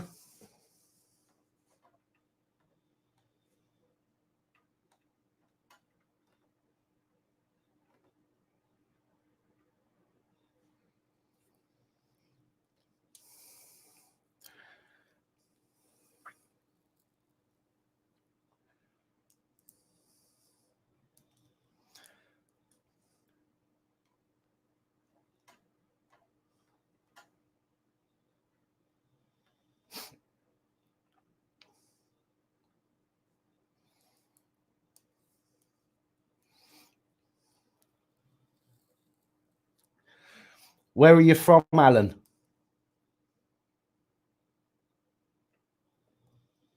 I want to understand your Scottish accent. People struggle to understand me.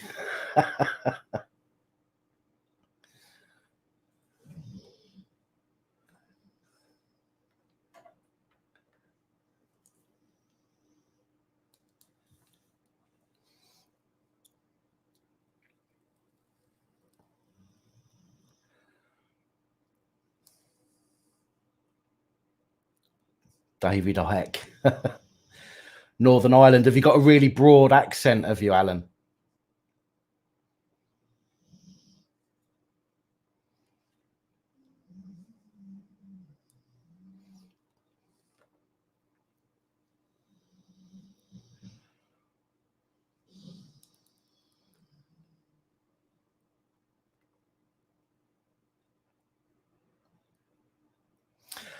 I'm not entirely sure how many can join on a live chat. I will probably send a link if I've got, say, 3 or 4 people. I can't guarantee everybody will get on, but I will send a link to all of all of them, and hopefully they'll all be able to come on.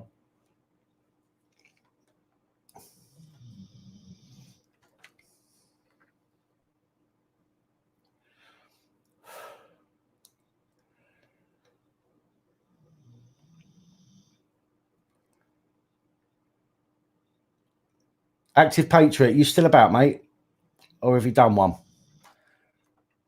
Because I know some of the people that are on this live have come over because of you.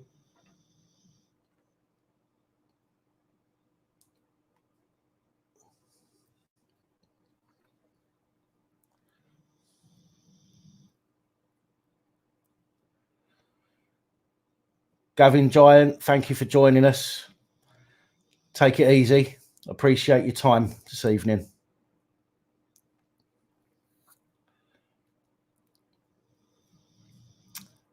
Right. I've got to try and find your email address now, AP.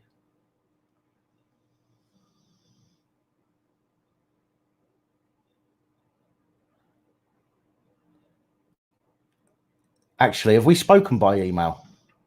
I think we have, haven't we?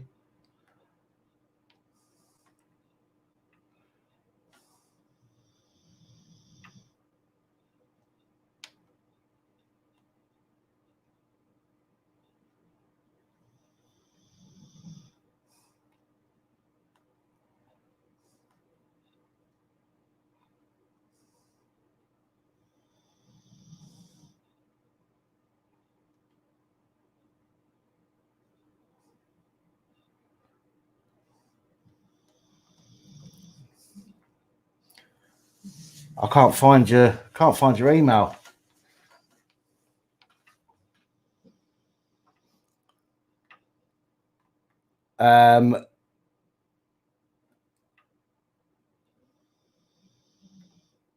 Right, give us a second and I'll try that. Right, I can't see any comments at the moment, folks, so please forgive me for a minute. I know what I'll do.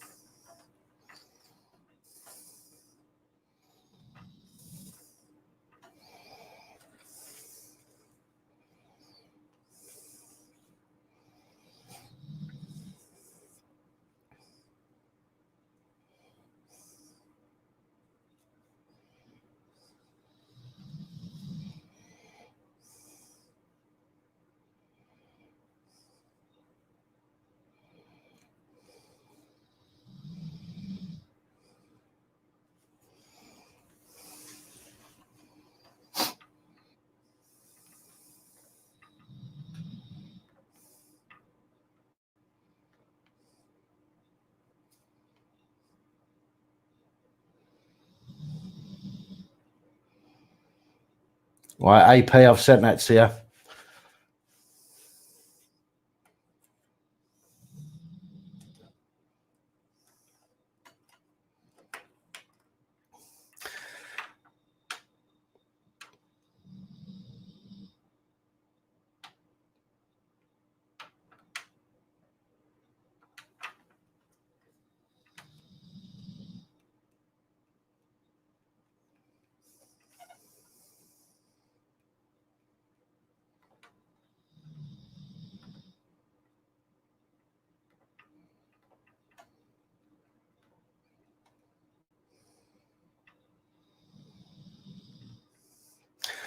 Hillary, thank you for that comment. Much appreciated. It has taken a while, on top of the PAP reports that I do as well. It's taken a wee while, yes.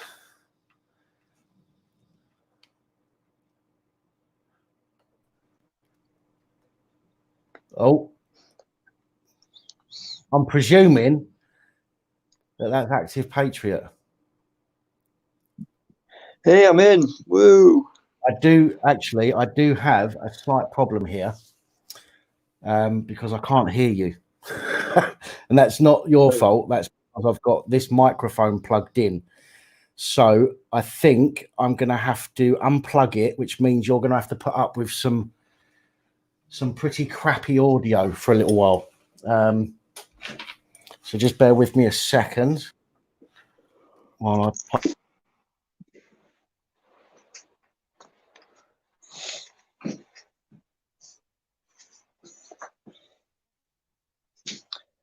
I can't hear shit now.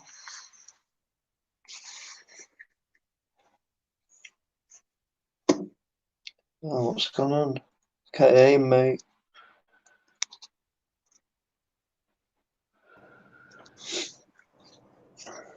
Okay. Is this loud? I can hear you now, mate. If this is loud, then I know this microphone's working. Can anyone let me know?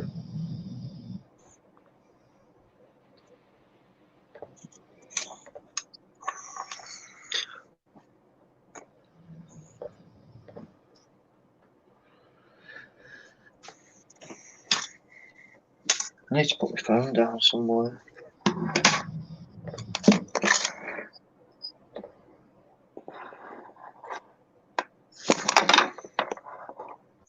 Oh, goodness me. Come on now. Don't play.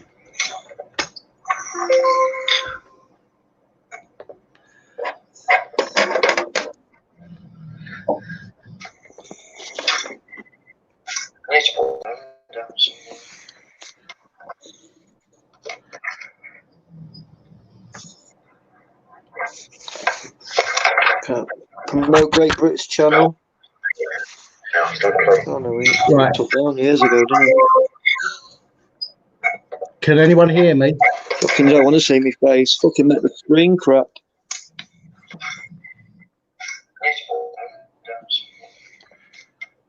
Yeah, you can hear me now, can you? Yeah, I can hear you, bud. Yeah, brilliant. My apologies if the quality of the sound has gone a bit crap. I apologise. Can anyone hear me? Fucking don't want to see me face. Fucking make the screen crap. It's all echoing now, mate. Yeah, you can hear me now, can you? Yeah, I can hear you, bud. Yeah, brilliant. My apologies if the quality of the sound has gone a bit crap. I apologise.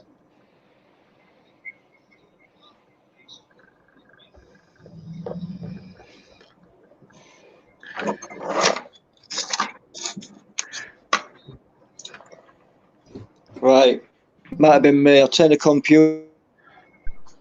Oh shit, you don't want to see my house. I've got no cooker. Right.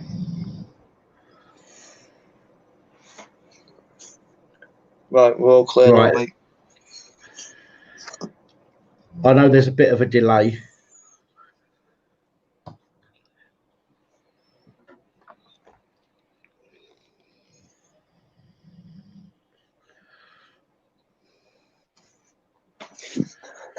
I told you I'd fuck your stream up, didn't I? There is a quite a bad delay.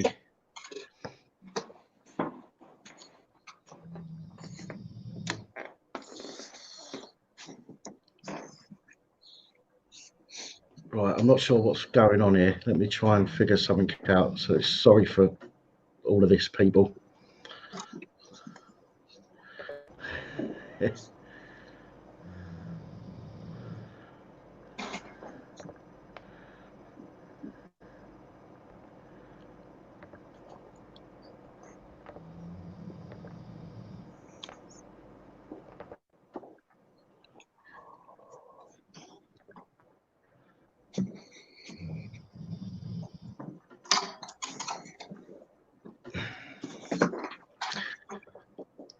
Right, forgive me. Sorry about that, people. I was just trying to try and work out why this has got such an echo delay.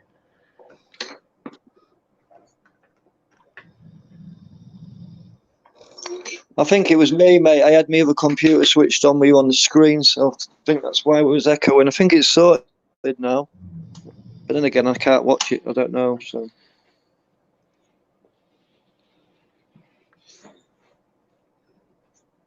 I need my hair cutting. Right. Fucking hell.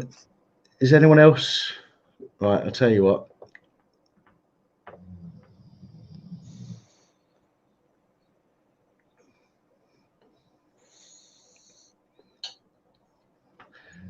Yeah, it's still running quite a bad delay on there. Should we just fuck it off then? I can probably work with it. It's just, I can probably work with it. It's just, as I say, it's just there's such a huge delay, and then I'm hearing it. I'm hearing it repeat twice for some reason, and I'm not entirely sure why. Why I don't do streams because I ain't got a clue how to even get on. I just press live on my phone.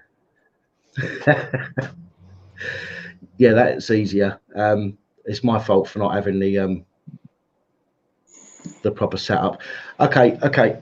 Well, people are saying it sounds okay, so it might just be me. I don't know if you can hear like a delay, AP, but I'm certainly am. But I can work with that. Yeah, I can't hear no delay, mate, because I'm not watching you on screen. I'm just looking at you on this screen. What I'm on now, mate. It seems fine to me. Right. Okay. No worries. Let's do this, and I'll see what I can do. Now, there's a couple of things I wanted to speak about, and I know some people will have a go at me for it, but I really don't care, to be quite honest, because I say what I think. Today, I heard that McDonald's are going to be offering free hot drinks to emergency workers. Now, some of you might think this is a really silly thing, but McDonald's are going to be offering free hot drinks to emergency workers. All right. Now, I think maybe the NHS deserve to maybe have a free hot drink or something, but the police and other services, as far as I can tell, aren't really doing much more than they normally would anyway. If that makes sense. Yeah, the police are still doing the same job. They haven't got more work to do as such at the moment, at least. Fire service hasn't got anything more to do than it does do, but the NHS does at the moment. But I thought it would be nice to have a discussion about whether people think that McDonald's should, if they can afford to give hot drinks to emergency workers, why they shouldn't or why they can't give hot drinks to homeless people. Oh, 100%, mate. They already give them to the police, don't they? Well, they do now, yeah, or so far. As I say, it's that I've not got a problem against the NHS being given a cup of coffee if they've got to rush out on their lunch because they haven't got a full lunch because of the amount of work that they've got to do and they need to grab something, to just hand them a hot drink so they can get back out again. You know, great. But if they're saying that they can give these hot drinks out to emergency workers now, why can't they do something to help the people that actually need the help and give people free coffees if they're homeless? Oh yeah, well, they don't want to, do they? The homeless people are seen as a burden on society, and they all hate them. If you come to my area, they've just put a fence around our library to stop the homeless from sleeping there because it's had a roof above it, so it was somewhere dry for them to sleep on the night time. But our council, Tory-led council, horrible bastards, they put a fucking metal fence around it. So now the homeless have got to sleep in the doorway, freezing the fucking bollocks off. And on another note, they've been giving the police, McDonald's have been giving the police free hot drinks for years as a private police force to sort out the antisocial behaviour. Yeah, I agree with that. Let me just say hello to Dean. Are you there?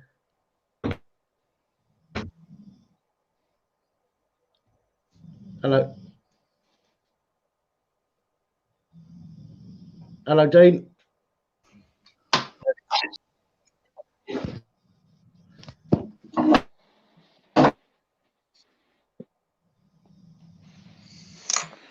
Hello, Dean.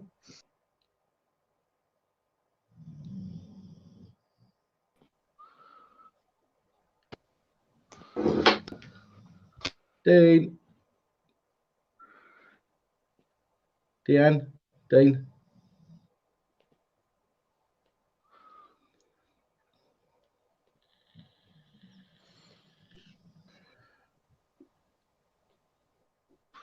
No.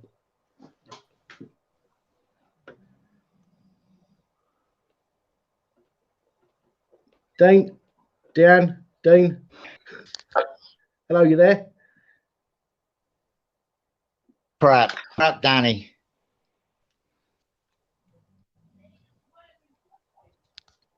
Hello. Great. Hello. Can you hear me? Oh, we've lost him. Okay, maybe he'll come back in a minute. Right, I'm going to do this. I'm going to do that in the comments. If there's anybody who wants to chat about, Get True Reporter on. I did ask him. I think he's bottled it. You can come on. Look, I've just hid my camera so I can make a join, so he can come on without his face showing. I mean, I've seen him on the protest anyway. You know what I mean? He's a good-looking bloke. Oh, there we go. Hello. Hello, pal. Hello, How are mate. Not too bad. Jolly good. Right, Dean, bud. Nice to see your face. So, Chat. Lucifer, are you talking to Active Patriot there, Lucifer? I think he's turned off his video on purpose. Good night, Lisa. Thank you for joining us. Oh, 2 seconds. I'll go and get my hat. No worries. Yeah, Lucifer. Oh, damn, my face. Dean's not Dean. Sorry, Active Patriot's turned his camera off for the moment. He'll turn it back on in a minute. So Dean, what do you think? What do you think about McDonald's giving emergency workers free drinks, whilst simultaneously making a big fuss about anybody homeless hanging around and trying to get stuff?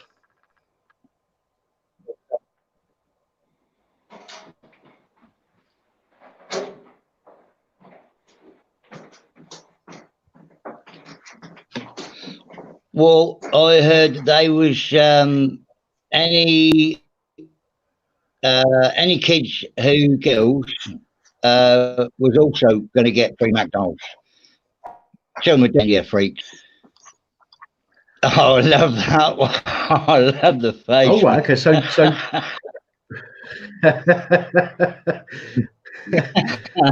oh, looks like we've got police on the scene. Oh.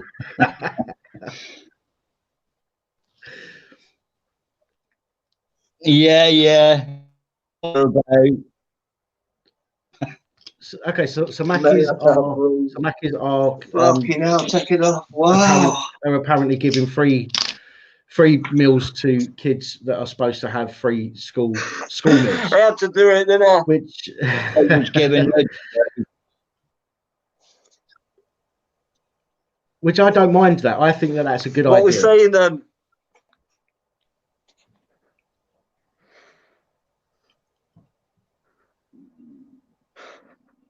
Oh, this is. I'll tell you what. This is a little bit awkward with this delay and stuff. I don't know what's going on. Yeah.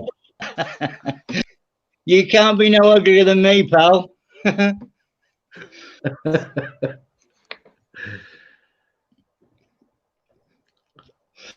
But you say they're giving emergency workers. Yeah, it's saying they're going to give emergency workers McDonald's. So free it's not hot just drinks. police. Yeah, it's not meals as far as I know. It's just hot drinks. But they're saying they're going to give All emergency workers free hot drinks. And as I say, I think that NHS is a great idea, you know, because a lot of them are not going to have time for a proper lunch because they're so overworked now. Police, I don't see, are doing any more really than they do normally anyway. And the fire service, although they do a great job, it's not like they're not able to stop and have a proper lunch at the moment. Do you know what I mean? I just think that there's a lot of people out there that could really do with a hot drink for most of the year. And they're the people that get shooed off all the time and then get arrested for causing problems when all they want is something to drink or eat.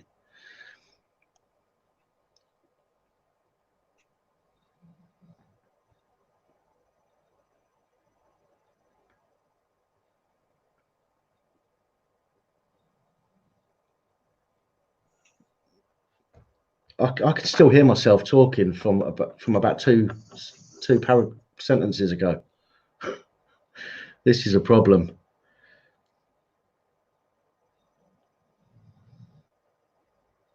Right. Okay. Listen. Do you know what, guys? I really wanted to do this and do and have people on live, but for some reason there is such a delay, and I'm literally getting two echoes. So I'm listening to myself now say something I said about 40 seconds ago. And that is really weird and really off-putting. So I'll tell you what. I mean, I appreciate you agreeing to come on. I think what I'm going to have to do is I'm going to have to look. Oh,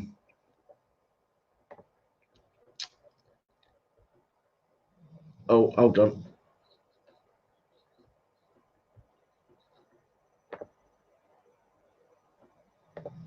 Maybe does that work for me? Let me see. Dean, can you say something for me? Oh, where you gone? Hello. Can you hear me, Dean? Hello. Can hear you? Right, Yeah, okay. I can hear you. Yeah, you sound like a scratch record. record. That's a bit better.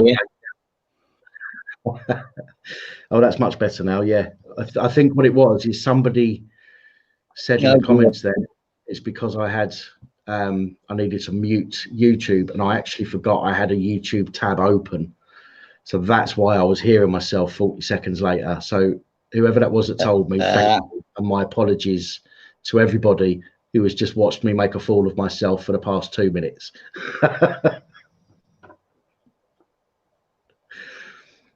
Yeah, I'm me. Right, Stella Andrews, I'm going to put a link in the comments. Click it. You should be able to come on. Well, you can come on your phone if you've only got a phone, or if you've got a computer to use, then you can use that. You don't have to come on camera if you don't want to. You can turn your camera off. But I'm going to pop a link in the comments now. Right. Sorry, Joe Black. My apologies.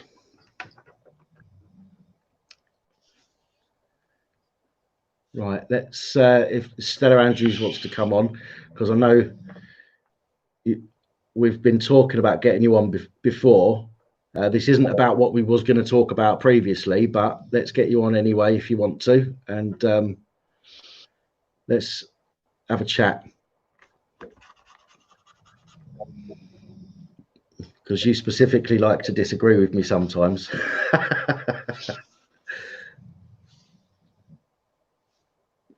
No worries, Active Patriot. It's not. I don't think it was your fault, mate. I think it was mine, to be honest.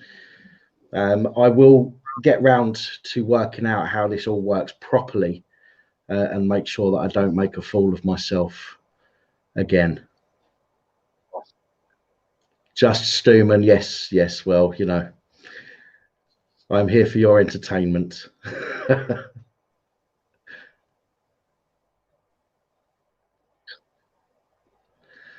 Well, Stella, if you click that link, Danny, how do I pull the live chat up? I'm not sure from your end, to be honest. I've never been on one of these from a guest position, so I don't really know, I'm afraid.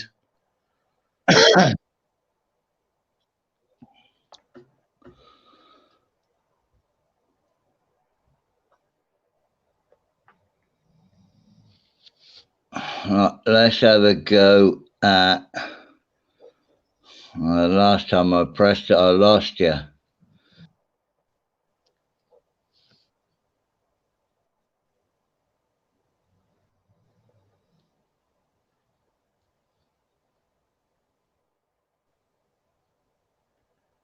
Okay, somebody's trying to connect, but you've not got your.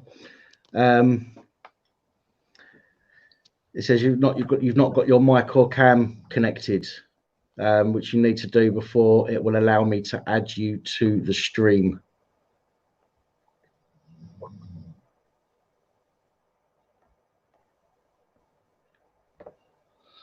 Oh, right. Have you managed to pull up the comments?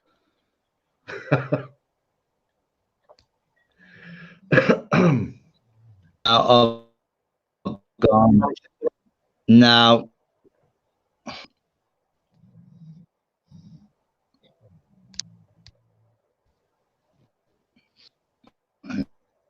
Here we go.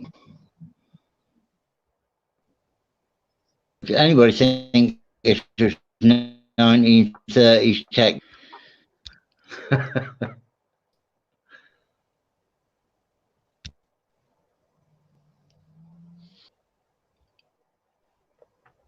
Right, I've got comments. Can you still hear me?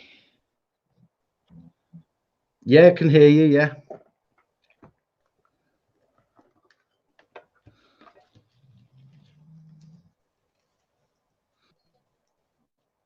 Right, I'm not sure who Right, is well, I think that trying to connect. is the best going to be able to do. I like comments, or I've got you.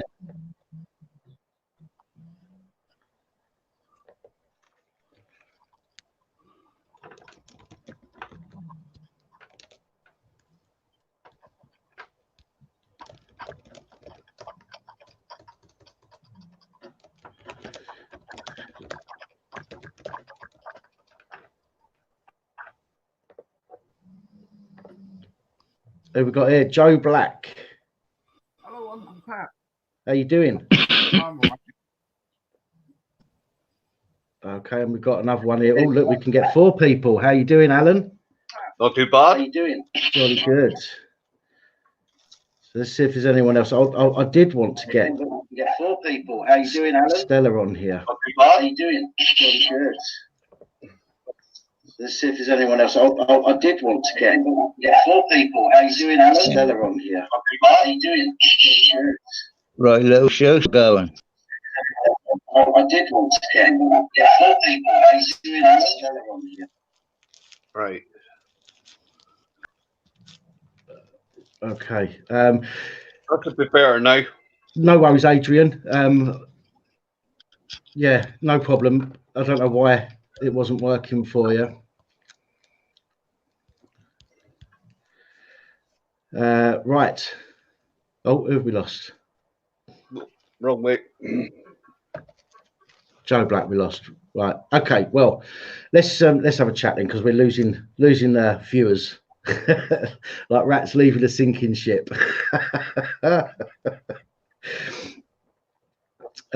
Dean, I think you've frozen. Can you hear us? He's doing a good impersonation of the $6 million man.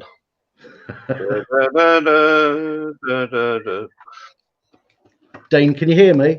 Yeah. You can. I think there's a signal issue there, but right. I think we can still hear you anyway. So let's. So yeah. So I just want to know what other people's views are. Comments. You. That's it. Well, whichever one you want to put on, I don't think it's going to matter as long as we can still hear you. Oh, we've lost you. Oh dear. Yeah, so a delay here. You've got a delay? Yep. One way or the other. Hold on. That's better. I can see what I'm talking about now. Right, okay. So let's say, I mean, there's three things that I wanted to talk about after what we've already been through, which are kind of to do with it in a way, but I've got my views on it. I just wonder what other people's views were. So I just thought it'd be nice to get some people on to discuss them. Even if you completely disagree with me, that's absolutely fine. I think you know by now that I'm quite willing to discuss things with people, whether their opinions differ from mine or not. So I'm happy for that.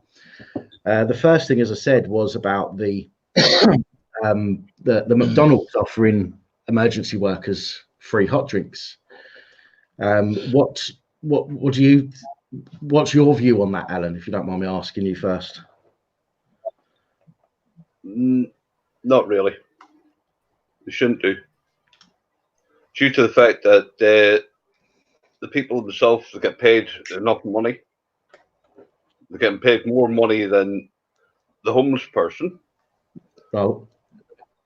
So they can afford to do that themselves. They get their own break times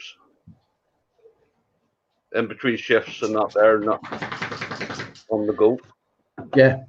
I mean, what about you, Dean? I mean, do you? I think you. I mean, you've said your thing anyway, but I just want to get you to go through it again for me.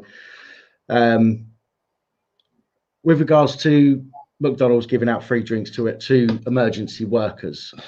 Now, again, I'll just reiterate that it's not NHS staff; it is emergency workers. So we're talking fire brigade, police, etc. What do you think with regards to them doing that? What's your opinion?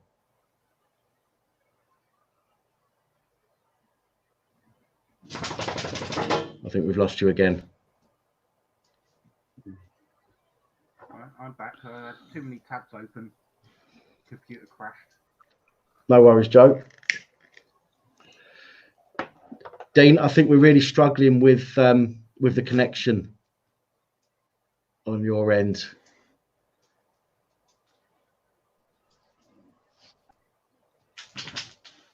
Right. Going again. Right, Joe, what do you reckon, mate? What do you think about the McDonald's giving out free drinks to emergency workers while simultaneously, screwing over homeless people that really need something like that?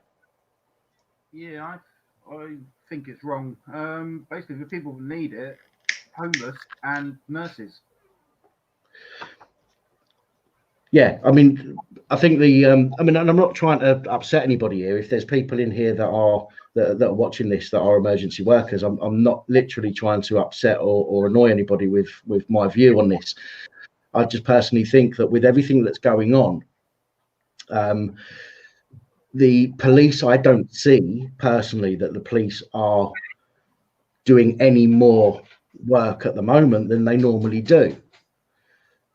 And that's not to be, slagging off the police in that respect. I just don't see that they've got more work to do at the moment. The fire brigade, the same thing. I think that they're still, they're only going to get called out when there's a fire. So they're not, we haven't got fires raging. We haven't got, riots going on, and they're not working any more than they normally would. Nurses, absolutely. I think that nurses, especially at the moment with the hospitals being, worked over because of this situation we're in, I don't see that being a problem. I think that hospital workers, absolutely, they can rush out, get a hot drink, go back if they want to. Do you know what I mean? Or when they have to. And I think that's a good thing. I've said it for a long time, not necessarily out in public on here, but I've said it for a while to people that I know, and that is with homeless people who a cup of tea or a cup of coffee could make all the difference to their day. Some of them, do you know what I mean? But we find that McDonald's and other places like that actually shoo them on or call the police to get them to go away, when they could literally come out with a cup of hot drink for them and say, "Yeah, lads, there's a cup of tea for you.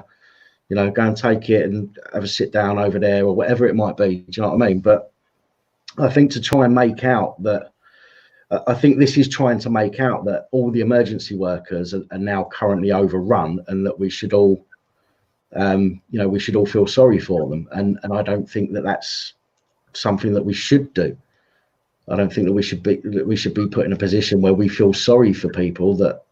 Unless the fire brigade boys are down the street fighting a fire. Yeah, I mean, different. If fair enough then. Yeah, it's different if for example, if there was a fire out front here and there was, a big, like where I live, if there was a big thing going on, I'd quite happily make brews for them all. Do you know what I mean? And take it out and say, have a quick cup or whatever. But just to give them stuff for the sake that they've, that they're emergency workers, I think is wrong. Yep. Well, and they're not allowed to accept them as well. Sorry, Alan? They're not allowed to accept it as well because it's a gift. Yeah, they're not supposed to. No. If it can be seen as a bribe in a way, and it could be seen as, look, we'll give you some free stuff if you prioritise us, if we've got some public order issues. So yeah, I agree with that. Sorry, Joe, I cut you off there, mate. What were you saying? So, emergency workers, they're paid by taxpayers. Yeah. We pay for their tea and coffee anyway. True. Very true. Yeah, look at their own break times and that. Yeah, I mean, unfortunately, fire brigade don't get a time and that. They can say, right, we're having a break here at this time. We can't have any fires. Yeah, so exactly. They're sitting down to have a meal.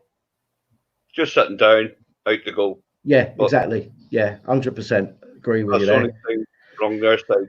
And the other thing as well is, as I said in a video, one of the PAC reports the other day, the police in, I think it's Humberside, I think it is, or Northamptonshire, I can't remember which one, but they are being told to not go back to the police station unless they're booking somebody in. So they're being given laptops, iPads, mobile phones, all that kind of stuff, so they can do all of their work. And they're being told to go to places like McDonald's, Starbucks, and sit in there and do their work. Do you know what I mean? So if the police are being told to go and sit in these places to do their police work, so they're going to go into a Mackey's, they're going to sit down, they're going to get free coffees while they're sitting there typing out their reports. That they're going to take their time doing those reports so they can get free stuff. Anybody's going to do that. Anybody, I don't care who they are. Sitting behind you, turn around. Oh look, it's got a file open. What's that about? Yeah, of course. I mean, that's a situation that needs to be addressed as well. This day and age, the technology of cloning machines so close. Yeah, and I think that's a point I brought up as well. Is that, I mean, you can't trust public Wi-Fi. No. And the police will have to use public Wi-Fi to connect to their secure. To connect to their secure, or make a secure connection. And even that moment on an unsecure Wi-Fi connection can be enough for somebody to get information or log into and see what it is that they're doing or sending. I think it's a dangerous situation to be in. Put his password in. And you also think as well that the police being told that they can go and sit off in a Mackey's or Starbucks, whatever it might be, they've got nobody looking over their shoulder and making sure they're working. And that's a proven thing, that if you've got somebody watching what you're doing, you do your job better than when you're just left to your own devices. Do you know what I mean? There's been scientific studies on this. And the thing is, you used to do is you go back to the base to do your reports and that there.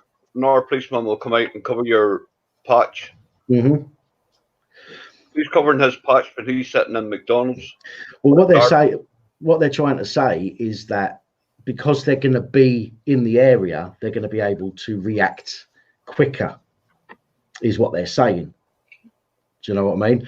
But if they're in the middle of writing a report, they're hardly likely going to stop what they're writing to go and deal with an incident, unless it's a major incident. They're hardly likely to go and do that because then they're going to, it's not going to be, or rather, it's going to be detrimental to their report because they're going to forget things that need to go in that report because they're now dealing with a different offence that they need to do. And then by the time they get to writing up that report, they're going to forget, relative information, and it's going to cause a lot of problems. If they make an arrest, they take somebody back to the police station, they stay in the police station and do their report. Correct. They've got somebody looking over their shoulder, making sure they're not taking forever doing it. They can get back out on the streets quicker. They're going to have somebody else go out and cover their patch at that time, knowing that they're at the police station. Yeah. I just, and again, I'm not for a moment suggesting that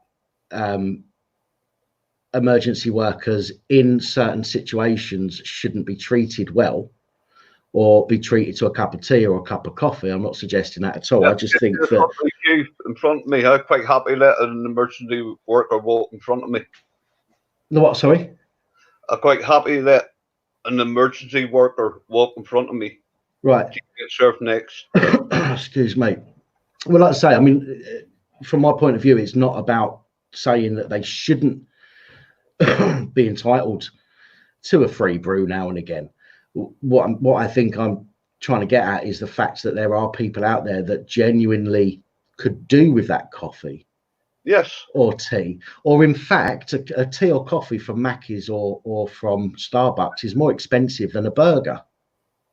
Mm-hmm. So you could potentially give a burger out to a free, plain burger or cheeseburger to somebody who's homeless, so they're not going hungry, and still save yourself some money as McDonald's. But I just think that we're being made to feel in advance of what's going to happen or what I think is going to happen. I think we're being made to feel sorry for the emergency workers so that we're more submissive to them, shall we say, when it comes to them doing what they they have to do, what they need to or want to do, have to do.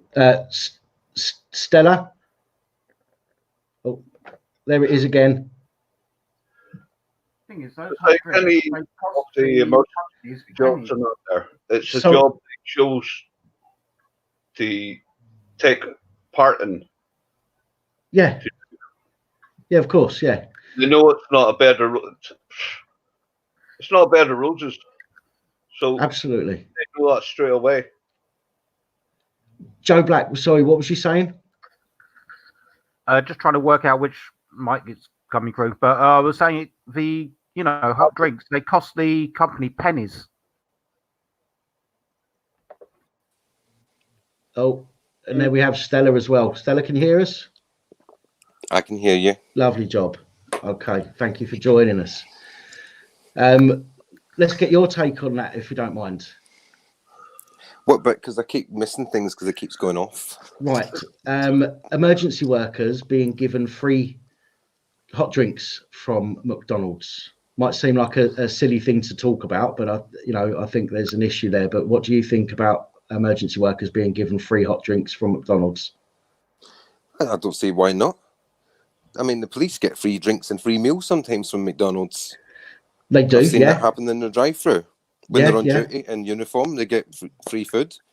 Yeah, but you were Brighton. How do you know I'm from Brighton? Hello, everybody. I'm Stella. And I don't always disagree with everything Dan says. Just some of it. What Dan was said beforehand was reference the homeless people and that there getting shooed away from McDonald's and that there, getting nothing. And these other people get paid loads of money going in and getting given drinks and food. Well, that could be a subject of another video thing, but I hardly think nurses get loads of money. Believe you me, they do not get loads of money. They do compared to a homeless person. Yeah, I was gonna say, Alan, about that. I was gonna say about the it's not necessarily that they get loads of money, but compared to somebody who's begging on the streets, then obviously, they are making a lot of money compared to that. That's who I'm comparing it to. A homeless person out there, or a beggar on the street, as we call them. They have more money and. Yes, of course. Yeah. I just think. Sorry, go on, Stella. There's enough people out there that are helping the homeless. Correct. There's I live in Brighton.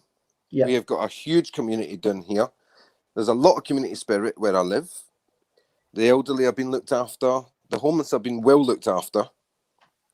But they've been told that the people who are just me and you, going out to help the homeless, we've been told we have to use protective clothing. We have to dress like spacemen. Is it not? And I don't agree with that, because these people are alienated enough with us dressing as spacemen to go and help them. But then again, we need to protect ourselves to continue to help them. Yeah, you have to think of yourself first. Because if you're not fit to help them, then that's what I'm saying. They're going to lose out on it. Yeah, that's what I'm saying. You need to protect yourself to continue to help them. Mm-hmm. And it's the same as nurses and ambulance people. They need to be kept. I mean, some of them are working 20-hour shifts now. Yeah. I mean, don't get me wrong. As I was saying, I mean, I don't know if you missed that bit or not, Stella. You said that you missed a couple of bits while we was talking there. With regards to NHS, with regards to the nurses and the doctors at the moment, I think that they are going to be under a lot of pressure. They are going to have a lot of work to do. And for somebody that's working in the medical profession that needs to nip out and get something quickly to eat or drink, I think that's a great idea. Okay. Yeah, they're not getting any breaks. They're not getting the proper breaks. Of course, they need to eat. So to give somebody something free in that respect is a great idea. They can walk in, show their NHS badge, and they can be prioritized. There's something for you. You haven't got to hang about and pay and all that stuff. They can just go in, say, can I have that, and that? They can get it, give it to them, prioritized, and get them out. Do you know what I mean? So they've got something to eat. They're staying sustained, and they can go back to work and continue doing the great work that they do. And they do great work. My main issue is the fact that it's emergency workers as a whole. And again, I'm not saying that nobody should ever be given something gratis. Not at all. I think that the police at the moment are certainly not doing any more than they have been up until now. They may be planning to do stuff, but they're certainly getting nothing. But they're certainly not doing any more than they've had to do up until now. No. The fire brigade, God bless them. Do you know what I mean? They do some fabulous work, and they actually do save lives. They're not doing any more than they have to at the moment. Now, if it turns out that we have martial law, and let's say that people start rioting, then of course the fire brigade and the police are going to be busy, at which point, if they're doing what they need to do and they're doing their job, I'm more than happy to make them all a brew in my kitchen and take it out to them. Do you know what I mean? But just to give it to them. Of soldiers for the arresting power. Say that again, Alan. There'd be approximately about 1 or 2 policemen attached to a squad of soldiers for arresting power. We can detain ex-forces myself. We can detain you until the police arrive. When the police arrive, it'll be different. It'll be different under martial law, because they'll have the power. Yeah. I mean, you'd know this anyway, but they'd have the power. They'd have the arrest power. Same rules as Northern Ireland. Yeah. Where the military are not there to come up, can ask you for ID, search you, test you, do what you want. If you want to arrest you as a member of Mussey's forces, blah blah blah blah. You're arrested. Policeman comes along, picks you up, away you go. Yeah. But I'm old enough. Soon we're not there to be big bodies. We're not there to be big bodies. We're not there. We're there to protect people. Yeah, of course. Yeah. We're there for. When they say crowds, this is the way this virus spreads by crowds. At the moment, not there. They're trying to break crowds up so cut down on the speed of the virus moving about. Yeah. So it's one of the aims out there. When come into you go right, move along, or as you say, we go along doing tests are out there.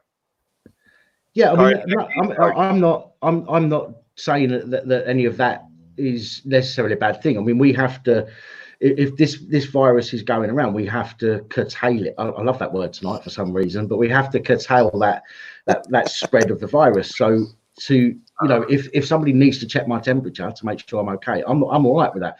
My problem with regards to that is that tests can be wrong. The tests that they've created at the moment to check, or that they're talking about to check if anyone's got this virus, they've rushed them through. They haven't been tested properly. I've not been able to find any information online to show the field test. You get tested in the field, taken from there if you're over the limit, the quarantine area. The doctor will come along, do tests on you, right? Disappear into a holding area for 1 to 2 days at the most, until they get retested. Yep, he was okay. It must have been either faulty equipment or something else. But that's the problem, though. If I'm out You're and about, running down the street, you got yourself all heated up. yeah, I mean, I live on my own, right? Yeah. Apart from my dogs. Now, if I went out to the shop and I got stopped and I got tested and I had a bit of a temperature, even if I didn't have coronavirus, they could take me, put me somewhere in quarantine or whatever, right? Yeah. For 2, 3, 4, 5 days. My dogs are here on their own.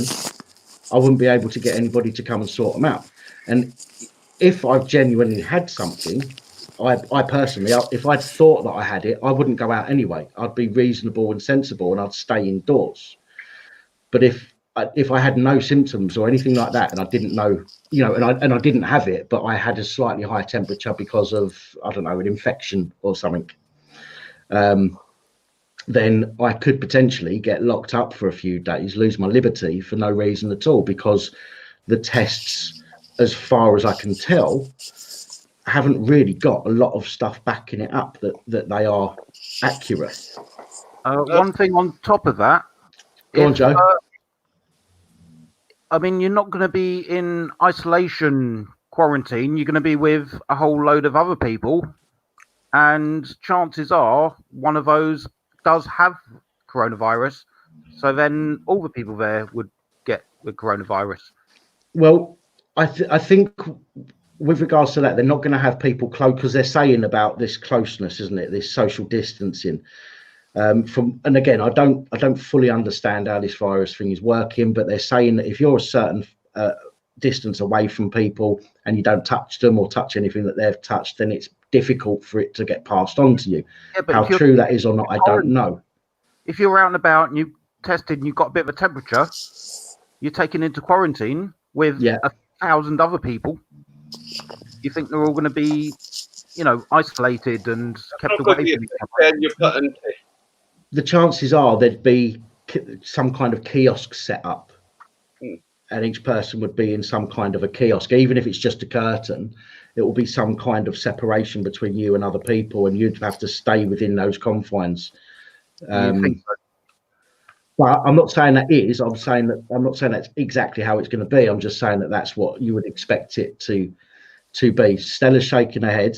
So, well, one of the reasons I was going to come on was to tell you a secret, actually. We like secrets. I like secrets. On the 29th of January, Brighton and Worthing custody units were shut down. Right. Completely shut down. And there was people going in hazmat suits and all sorts of things. And this is what I'm thinking. They knew about this well beforehand. I will say, if you don't mind me just jumping in there, I did a PAP reports the other day. Yes, you did.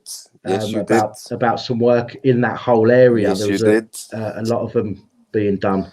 I'm just coming to that. Yeah. And then you done the PAP report on the fact that the conditions hadn't changed. Yeah. And in fact, I made a comment. They still haven't changed, except for some strange reason they've shut down the 2 custody units. They moved everybody, custody staff, investigating staff. The whole of Crowhurst Road was moved over to Eastbourne, and the excuse that was given, wait you hear for it, are you ready everybody? Go on. We took in a whole load of illegal immigrants and they had lice, so we had to clean the cells and the cell block. Okay. So how long does it take to clean a cell block of lice or anything else for that matter? Well, everything's concrete in there, so you'd only need to go Exactly. in with spray, wouldn't you? You might Exactly. have to destroy the mattresses, but they're covered And in plastic as well. Them 2 custody suites are still closed, and I think, which is when you were talking yesterday about the laws and the draconian laws, I was going to come on to tell you, I think that they 2 custody units are getting ready to take people in who maybe refuse to self-isolate, or was his name Alan from Northern Ireland? Yeah, I was saying, I'm old enough to remember when the army used to walk the streets, and the bobbies used to be the ones that nicked you, and if you kicked off, then the army kicked in and jumped in there and jumped on your head. I remember them days. Been there, done there, t-shirt, book.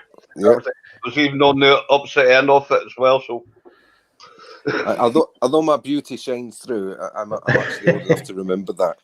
And them days. You're like me, you look lovely from a distance. The further, how dare you? I'm good looking close up. But it's interesting that Worthing and Brighton. Now Brighton's got 55 custody suites, what they call it, units. Right. 50 ordinary, which is 40 for men, 10 for women, and 5 with glass screens on front of them for mental health patients that have to be constantly watched. Right. Yeah. They've got 5 special units for them. That custody suite centre still hasn't opened back up again. Yeah. And I think they've been waiting to sort this out, and if anything happened or kicked off or it got too bad, these stations are sitting there ready and waiting to pick people off the street. It's not only out there, you have to look at I'm going from the military side, the mind and out there. The way we were taught is using buildings and out there which are originally there. Old warehouses, abandoned warehouses, get in there, put them up, move in porter cabins, everything, get the field medic centre put into it. No, they're going to lock you up. Right, can I just interrupt there a minute? Can I just say hello to Shane? I apologise for that, Shane. I know you've been sitting there quietly. Welcome. Not a problem. I always wanted to introduce myself to you. You can just lock the door and give them the food through the hatch. Where you from? North Dakota. North part Dakota. Of the Chosen Frozen. Look at that. We've got somebody from America. Nice to see you. Nice to have you on. I'm part of the ones that advertise the guys that go out and I can't hear Shane. Do all the work out here. Oh right, okay, cool, excellent. So what's it like over there at the moment, Shane, with regards to this whole coronavirus? What's the situation? The mood is a lot of rumor, a lot of conjecture. Half the bars that closed on St. Patrick's Day reopened at 5 o'clock because the other half stayed open regardless. Right. Okay. And it was like half of them shut down, and then the other half that stayed open had people in them and were packed to the gills because they had nowhere to go. And then the other half reopened and started filling up, and then it all closed down because it was closing time. So what do you think? Dan, I can't hear Shane. You can't hear Shane? No. Can you hear him, Hello. Alan? I can hear him all right. Joe, can you hear him? Oh, that's strange. You can't hear me, Stellar? Stellar, can you hear me? It must be your good looks that's interfering with the signal. Doesn't look like she can. Mm. Can you hear everyone else, All right. Stella? Yeah. Just not Shane? Just not Shane. Oh, it's Don't YouTube. YouTube doesn't want you to hear what he has to say. That's it. It's got to be some kind of American interference. Shout louder, Shane. Who So what can you- we so- blame on this one? We'll blame this one on. Let's see. Blame We'll blame this one on VP. Yeah. Okay. We'll blame this on VP. Yeah. So where do you think America's heading now with regards to this? Where do you think you stand at the moment? Right now, they just locked down all the beaches in Florida. They've locked down the beaches. So, I'm going to repeat what you're saying, so Stella can also get a gist of what we're talking about. So my apologies if it sounds like I'm talking over you. Don't worry about it. They've locked down the beaches and locked down the beaches, locked down the bars. No more than 10 people and congregating around each other. No more than 10 people in a group. All the restaurants are pretty much closed. All the bars are pretty much closed. Bars closed. And pretty much all the spring breakers that went down there are all going back home. So, would you think? And what happened to your vape? What happened to your vape? I still have the vape. I still have it, but for some reason it's playing up today. I've got to go hopefully tomorrow and get a new one because it charges, but it won't work. You got to get the professional kind, my friend. We got to get the professional kind, not them salts. I saw that. That's my bowl. And I said, "Don't talk to me till I check your temperature." So that's what I fill it with. That's my juice. And I've got any number of flavors if you want to check them out. Any number of flavors there. Oh well, you've got to have a choice, haven't you, with your vape oils? Oh yeah, I've got all sorts of different flavors and kinds and. Oh, good Lord! Can Shane hear me? Shane, can you hear? Oh yeah, I can hear you clear. Yes, you can. Can I tell you? I know. We'll blame it on El Nino. We'll blame it on El Nino. Right. Say that again, Stella. I'll tell you an interesting fact, and it made me start to wonder about this recently. Years ago, I was in the hospital, and I had an asthma attack, and I went to see my consultant. And he said to me, "Why don't you go outside and have a fag?" And I looked at him. What? He got the Annabelle look. And he said, "Well, we do know that smoking exaggerates and can cause asthma and cause all the problems. But in actual fact, if you hyperventilate and you're having trouble breathing, having a cigarette actually calms you down, which then in turn will bring your ventilation down, blah, blah, blah, and then let you start breathing normally again." So I'm wondering if coronavirus, you see, if we're all smoking, not vaping, smoking. Well, I'd agree with what you said there, Stella. I've said for ages. I mean, I suffer from asthma, and I smoke. I know I'm going to get told off for that. But what I found over the years is if I'm having an asthma attack, I used to smoke weed many years ago, and I found that was the best thing for an asthma attack. Yeah. Yes, you might cough initially, but it almost instantly relaxed you enough to be able to catch your breath. And that's something that I found. And yet they always say, don't smoke. But it can be helpful in some circumstances. Well, when the corona first started back in January, they were telling people to take ibuprofen, loads of NSAIDs, yeah? Now they're taking that information back because what they're saying is the NSAIDs are calming down the body's natural defense mechanisms, which is inflammation. Yeah. Of course, smoking causes inflammation in the lungs. Right. So if you have the cigarette, it will cause the inflammation, which will prevent the disease from getting into the rest of your lungs. Well, it's a possibility. It kind of makes sense, yeah. I know they're telling everybody to get onto paracetamols now, aren't they? To just use paracetamol. Yeah, because they made the mistake of telling them what to take NSAIDs, ibuprofen, naproxen, all that other rubbish that they're overcharging people for now. Yeah.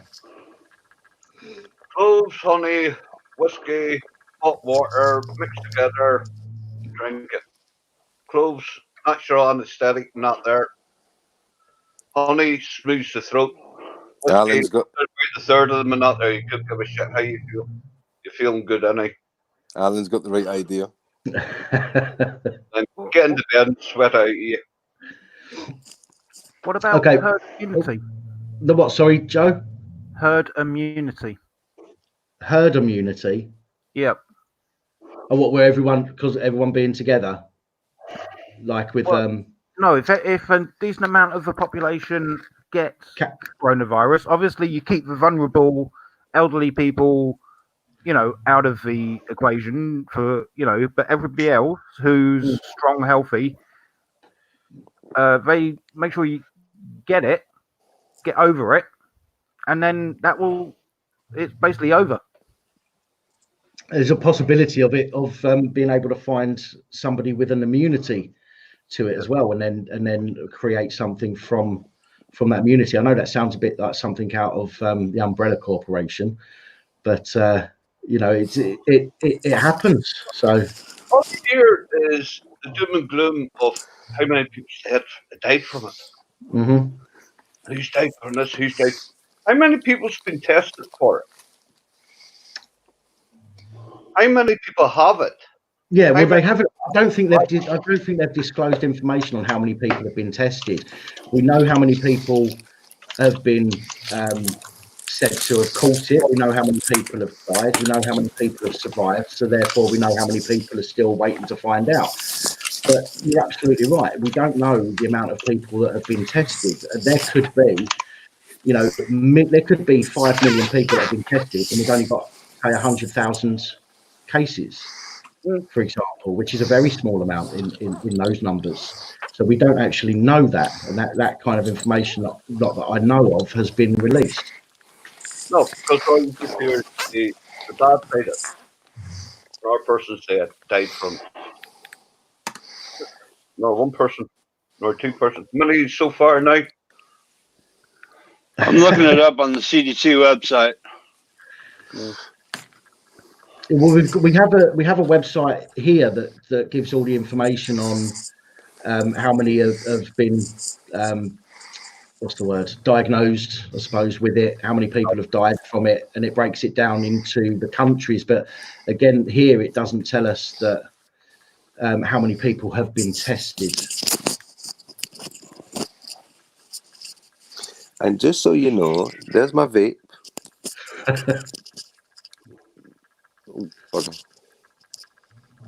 Oh, Umbrella Corporation there as well. I've got the lanyard.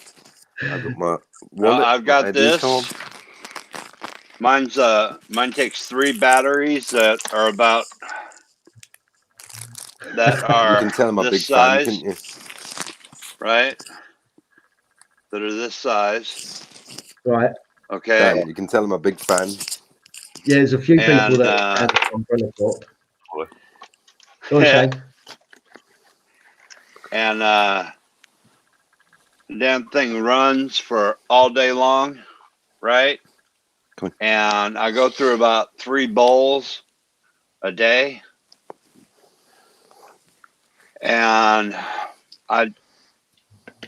it's at about 0.3 nicotine, 0.3 milligrams of nicotine. And I don't bother with anything else. No, mine's playing up. As I say, I don't know what's going on. I've just put a new top on it, but it's still playing up. So I'm having to smoke normal cigarettes all night. Yep, push yourself. Well, that's why I go after this. It doesn't play up. I have spare wicks. Right. And I have spare bowls. I have spare tops. I have spare bottoms for it. Yeah, I'm gonna have to go and get a new one. I'm gonna have to go and get a new vape tomorrow. But there's another thing that I want. Get yourself a pro. Yourself a pro kit. There's another thing I wanted to talk about, and I mentioned it in the actual main part of the video earlier, and that was about how landlords are getting payment breaks, not landlords, but homeowners are getting payment breaks from their mortgage. Now, there's nothing at the moment that I've been able to find that says anything about tenants having a payment break, which means it was announced tonight. Was it announced tonight? Was it? Yeah. Right. Okay. It was announced I've heard tonight that over that here. landlords should give tenants a break because they're getting the break But from their mortgage I haven't companies. heard anything confirmed. Right. Sorry, Shane, what was that? I've heard, but nothing confirmed. You've heard, but nothing confirmed. Nothing has been confirmed. Right. Yeah. Well, I think Stella's just said there. I missed it. I know that the Prime Minister was on about 9:30. Obviously, I missed that because I was on here. And was that when he mentioned it? Was it, Stella? Yeah, it was about 10 o'clock tonight. About 10 o'clock. So before that, as far as I was aware, tenants were not being told that they would be getting a payment break from their rent, whereas the people that own the homes paying mortgages would. And that would mean that people would be profiting off of this situation. And clearly, people shouldn't be profiting off of a situation like this. But Stella's said, Stella's gone now, but she said that this evening the Prime Minister said that they would be getting a payment break on their rent. I might just tell my my landlord to forgive my backlog of rent in lieu of the 3-month holiday sort of payment. I say just take it and that will pay off my arrears. But I'm glad that he said that. That was something that really pissed me off, to be honest. The fact that I thought people were going to be able to profit off of it, but the fact that he's come out and said that is a result. Shane, I did hear that President Trump was going to be giving every American person $1,000. Do you know what's going on with that? Okay. I just put in chat how many total cases of COVID-19 we got. It's 10,442. That's how many total cases we have. Right. The way that they got this thing listed is so screwy. Well, they don't want to make it easy for us. That's why. What was that, Joe? No. When you say total cases, is that world or America or what? That's just it. That's just U.S. and territories. That's just total cases. I just scrolled over the top of it, copied and pasted. So I'm I couldn't presuming screw the number up. I'm presuming there's no information on how many people that they've tested yet. Tested. I'm looking. The thing is that they've got so many that are under investigation, but the problem is that we've got no kits to test them with. Okay. I can hear Shane now. I can hear you, Shane. Oh, Stella can hear great. you. Hey, great, Stella. I was going to suggest Semaphore, but it's working now. The thing is, we've got no kits to test them with. Absolutely none. Yeah, I hear they're trying to get more made and sent in, but again, for me, it's how are those kits? How accurate are they? That's a question that I can't seem to find an answer to. Once again, nobody seems to know. Well, the company Go on, Shane. Oh. Once again, it's a shot in the bucket. Okay. We're going off of the WHO standards. Yeah. Okay. So whatever the WHO standard is, that's what we're going off of. Okay. Well, Dean Minister's just said in the comments there's 9,000 deaths worldwide. But he's just said something I've been saying the last few days, that more people are dying in road traffic accidents. You know, Yeah, I put that in the chat a few times. The Black Plague killed 10,000 people a week. right. And we've got 9,000 since when? How long's it been now? 3 months, 4 months. And that only lasted a year and a half. Sorry, a year and a bit. So, Have we done the conspiracy theory chat yet? no, we've not done conspiracy theory. I try and keep away from conspiracy theories, to be honest. I've got two. Transport nowadays. I've got two very interesting facts. Sorry, across- Stella, sorry, Alan. Alan was just saying something. What was that? Put it down to the transport of today and out there compared to after the First World War, the Spanish flu. The transport of that there, the ships taking the boys back to their own homelands, and then fishing getting carried on from there. Nowadays, you can get anywhere in the world 24 hours.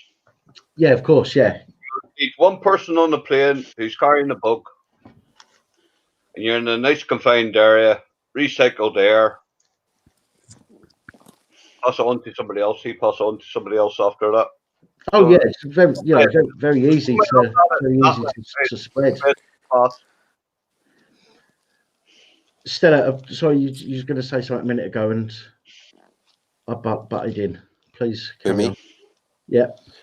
I was only saying, if then talking about the conspiracy theories yet, because I've got two very interesting facts. Well, I'm not averse to hearing them. It's whether I get into a discussion about conspiracies or not is a different matter. However, weird hearing the word conspiracy theory and facts in the same sentence, but yes. Well, yeah. Go on, get the big spoon, start stirring. Go on. Do you want me to tell you? Yeah, go on. Yeah, go on. Okay, there's a book by a woman called Sylvia Browne. You'll like this one, Dan. It was actually a man that wrote it. His pen name's Sylvia Browne. Right. There you go.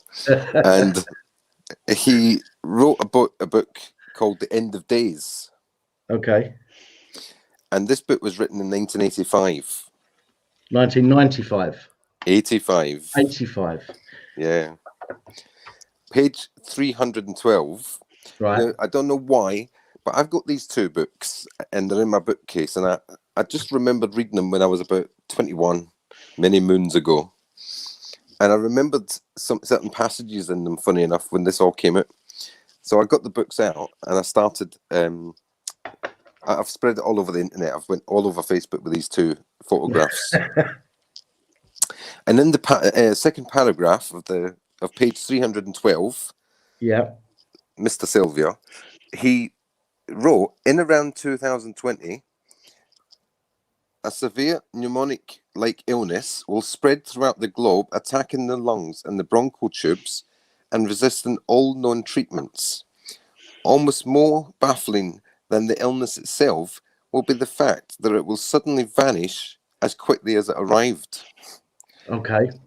And it will attack again 10 years later and then disappear completely. So that book was written in 1985. Okay. Okay. Another book that's out there in the worldwide, and this version here you can actually download from Apple or Google or any other good digital bookstore. We have to say that. Is Dean Koontz. Don't swear. Yeah. He wrote a book called Yeah. The Guys, Eyes I of like Darkness. coming. Right. Yeah. Now, funny enough, in page 333, he wrote, and this is a fictional story about spies and all the Cold War and things. Now, he wrote this book in... By 3, that makes 999. Oh my God. Yeah. He wrote this book in 1981, right? I don't have the original book. I wish I did. It'd probably be worth money. The Right. original 1981 print. I've got the 1989 print that was reprinted because the Cold War had finished. I was in Germany at the time when the wall came down. I was part of that. I was sitting there waving up to David Hasselhoff and saying, "Give me a kiss, give me a kiss." So I bought this book. In Berlin. I bought this book in 1992. So it's a reprint. And he stated in his book, it's a spy thriller, don't forget, it's all completely fictionist. They called it the Wohang 400 because it was developed at their RDNA labs outside the city of Wohang. And it was 400 visible strain of the man-made microorganism created, and it was called the Wohang 400. Now, the strange thing is it was originally called the Gorky 400 in the original book because it was meant to be a Russian laboratory. Right. And he changed when the Cold War had stopped and the book was reprinted, it was changed to the Wohang 400.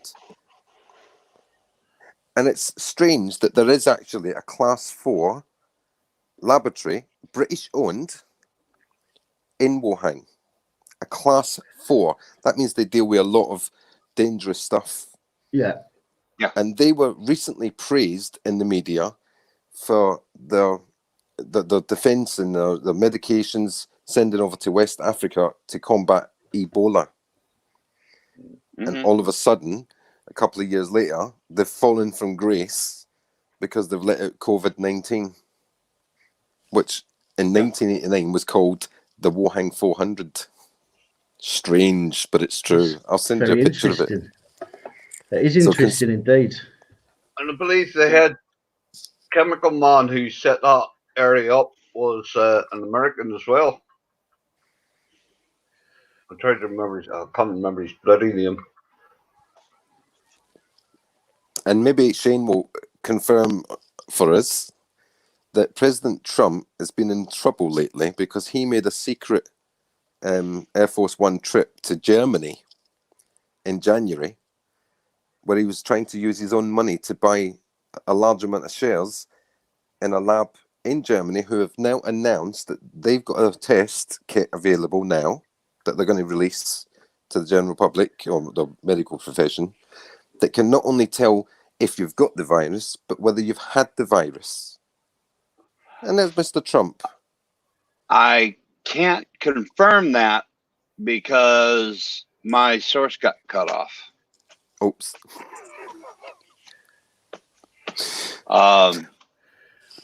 Sorry. You had a source and rotational cycles. Yep. Yeah. Rotational cycles of people get cut off. So well, the White House security have now said, yes, the plane did land in Germany in January, but it was empty. There was nobody on board. It was a test flight to train the pilots. Horse shit. But we all know Mr. Trump was definitely on that plane is never fucking empty. Period. All right. So horse shit. These are often. All right. Number one, it always travels with a security contingent. So horse shit. That's what I thought. Feed me another one. Come on. It's the White House. They released the statement saying they wanted to train the pilots horse on shit. How to land in Germany. Me. Horse shit. Feed me another one. So was Trump on the plane? Feed me another one. Was he on the plane? Was Trump on that plane? No, he was not, but horse shit. Come on, feed me another one. But that's all we've heard. Okay. The thing is that somebody was supposed to be on the plane. Don't know who. But they were supposed to do something with whoever to finagle a deal. Now, that's as far as I got. And then he was supposed to get back to me. And then, of course, as things happen, sources get rotated out. Okay. And he was like, I was sent home. He is now in I'm the like, North why? Pole. No, he's not. He's in a nice cushy spot, Pentagon. Ah, Oh well, they all are at the moment, Oh yeah, aren't they? oh yeah. Well, no, So, not all of well, them. well, the Not Queen, all of them. the Queen's left us. The Queen's gone off to Windsor to keep herself away from us peasants, us infected peasants. And Prince Harry buggered off to Canada. Yeah. ah. Oh, that's the worst place to be. Just below us, bloody peasants. Yeah. All right, hang on. Going Can on you these see him? conspiracy theories. Just I mean, what was the first one again? The first book. Stella. Huh? The first book Oh. was called End of Days by Sylvia Brown. Oh yeah. Brown with an E. Okay. Basically, viruses pop up like pretty much every year. Mhm. So you can't really put anything into that saying a virus came up in somewhere in 2020. We had swine flu, bird flu, you know. But she all was kinds of specific, though. She was ones. actually specific in what she said. Or he said, I should say. Okay, Look, I haven't read the book. You're going to have a natural disaster of some kind coming out of somebody's butt. So And whatever it is, it's going to other kill one, us. the coronavirus was from Wuhan, China, not Germany. No, that's No, what the Stella German said, and company. it was a German. Sorry, go on, Stella. You explain it. No, you tell. Yeah, the German company has released a statement saying they've now got a testing kit which they're going to start providing to health care officials worldwide that can tell not only if you've got it, but if you've had it, if you've had the virus in the last 3-4 months. I thought you said in the book the thing was.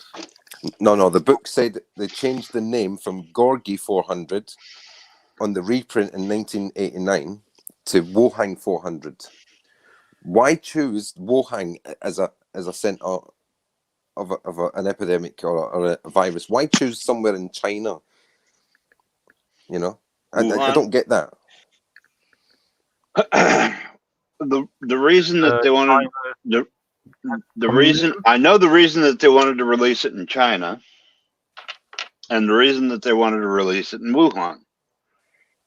Okay, Wuhan, as you've all seen, okay, is a minimalist area, okay, with a high traffic zone. All right, you release it in a minimalist area of a high traffic zone, and it slowly trickles in. Okay, and all you have to do is have one minimalist person, all right, bringing it in, and all he's got to do is touch a surface, cough on an area, and all of a sudden he's in a high traffic zone and it explodes. Okay. My point was that the book was written or rewritten 30 years ago. It was written originally I know. 40 years ago, and then 30 years ago they changed the name from Gorgi 400 to Wuhan To 400. Wuhan. And Right. Wuhan was nothing back 30 years ago. There was nothing there then. Right. But once again, look at where it's coming from. It's not the Chinese that released it. It's not us that released it. But look at where it's coming from.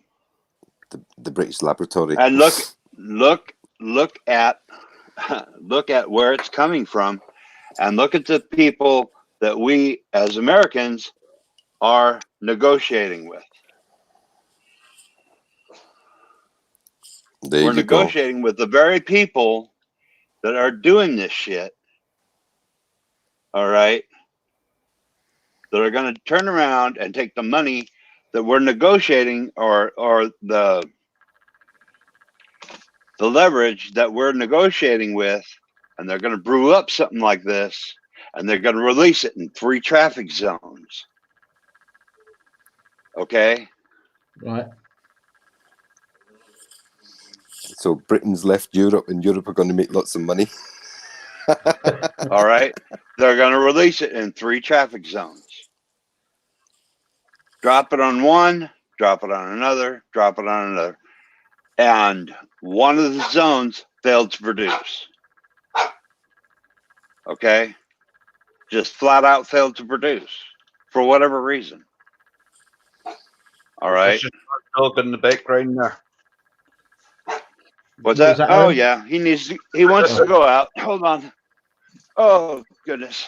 And in case anybody else Okay, okay, didn't okay. notice, There did you go. anybody notice that Russia shut its borders on the very same day that China released a statement saying they've got this weird virus?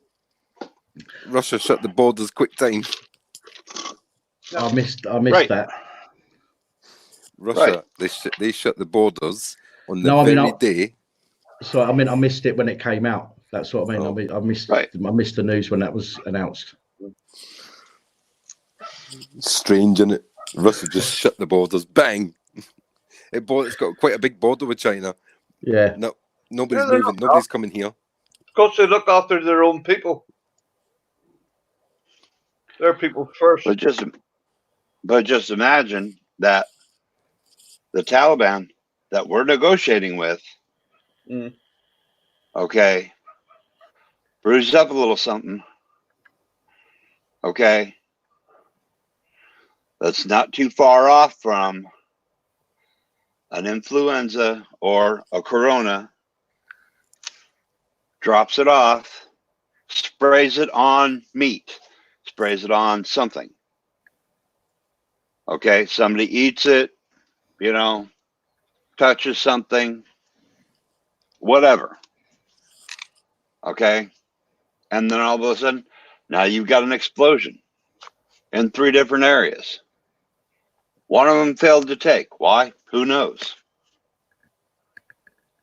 Well, Okay. not obviously not trying to go down a conspiracy route, but I definitely think that it's a high possibility, at the very least, that it's a man-made virus. I mean, we know full well that they make and create these viruses for their own for warfare and things like that. We know that happens, and it's the law of averages. Eventually, something's going to get out. Eventually, something's going to give, and someone's going to leak it, or it's going to, they're going to fail in their due diligence, and they're going to transfer something out of a laboratory into the real world. And it's literally only a matter of time, in my opinion. It's as I say, a law of averages thing. You make so many viruses in a lab, eventually one of them is going to leak out somewhere and cause problems. So I don't think it's necessarily a strain that has mutated, as they're trying to suggest. I think it's something that's been engineered, in my opinion. But again, I don't want to take that down a conspiracy route. That's just an opinion, and I've got nothing to back that up as such. But I certainly think that there is a very high possibility that it's been engineered. Well, think about it this way: the coronavirus has been around before. Yeah, we've all got over it. It was absolutely fine. It didn't affect anybody as badly as it is now. How come all of a sudden that? Are we just panicking, or is there something in this new virus? It's not an opinion. The facts are there and speak for themselves. Well, it's easy with gene. What's the word I'm thinking of? Manipulation that they can do now. The perfect way of doing something would be to get a virus that's common, manipulate the DNA within that virus, send it back out. That's what I'm saying. That's what I'm saying. We're not going down conspiracy or saying, oh, it's a personal opinion. The facts speak for themselves. A virus that's been out there before, maybe Alan can confirm this, you remember, there was an outbreak of coronavirus in Northern Ireland in 1987, 86. Could have been not there. I don't actually live in Northern Ireland anymore, not there. And there was no deaths of it. No. There was no deaths. In January. Summertime. all this Early time, summertime. there's an eye bug knocking about, coughing and spluttering Hmm. all over the place. Yeah, that was it, and it I'll never get affected.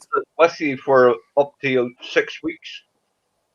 In some cases, in that there, I've known people up right here has had it for about 6 weeks in that time period. So So, like you said, Dan, it was body taken in away. you're immune to it. You're immune to it. You can catch the thing and up there, survive it, on you go. Like most of Oh, the time. wasn't that wasn't that spring into summer? Because with this We're still waiting. strain of coronavirus, it doesn't survive very well getting up into the 70-degree range. That's right. Yeah. It basically it breaks down. Once you hit that 70-degree range, the outer shell breaks And yet, poor and Italy. it just dissolves. Yeah. And Italy's it had basically 3,000 deaths. Yeah. And it's You quite know, hot in Italy at the minute. Well, many people died from influenza this year so far. Interesting you should ask, because Chris Chitwell was asked today on TV how many people died last year, and the figures that they got from the Freedom of Information Act. So it was 2018 to 2019 winter, 8,000 people in Britain died of influenza. 8,000 people. Excuse me. That's Strange. see, what I'm worried about is it exploding up here in the north. Because up here in the north, right now, we won't get above 20 degrees for the next 3 months. Right. I mean, there's ways of killing germs and viruses. You have, I can't remember what they're called now. They're like ultraviolet lights. They're actually quite harmful to your skin if you're there for too long. But it is a UV. It is a UV. Saunas, sunbeds, I think it's a UVC. I think it is. Black light. sunbed. It's different to the sunbed lamps. It's different to them. They It's called black light. give off a different glow. But basically, in fact, I was watching somebody from America called what's his name? I can't remember his name now. No, it's gone. But anyway, he does. He's an engineer. He's a YouTuber. He's an engineer, and he was talking about this this blue light thing. And literally, you can get them, put them in a room, switch it on. You leave the room. You only need to leave it for a few minutes or so, maybe 10, 15 minutes, and the light radiating off of it will kill the bugs, the germs, the viruses in the room. Now, it's only damaging to you if you are exposed to it for long periods of time. You can be exposed to it repeatedly with breaks, but if you're exposed to it for long periods of time, it can be damaging to your skin. But why can't things be set up like they have the metal? I know there's probably reasons why they can't, but they have these metal detectors here that they set up in town sometimes. And if you're walking down the high street, the police can divert you to go through this like archway, which will tell if you've got a knife or anything like that on you. And it's the similar thing to airports. Now, why can't they build something that has these lights in it, and people can walk? People more than that, there, so it gives you that length of time to walk through it. Yeah, you just as you walk through it and come out the other side, and then the viruses and whatnot should be dead. I don't know because what it would only kill the. Can do it. It would only be a temporary fix from one end to the other. It would only kill the bacteria on your clothing and your outer body. It wouldn't kill what you've got inside you. No, but this Right.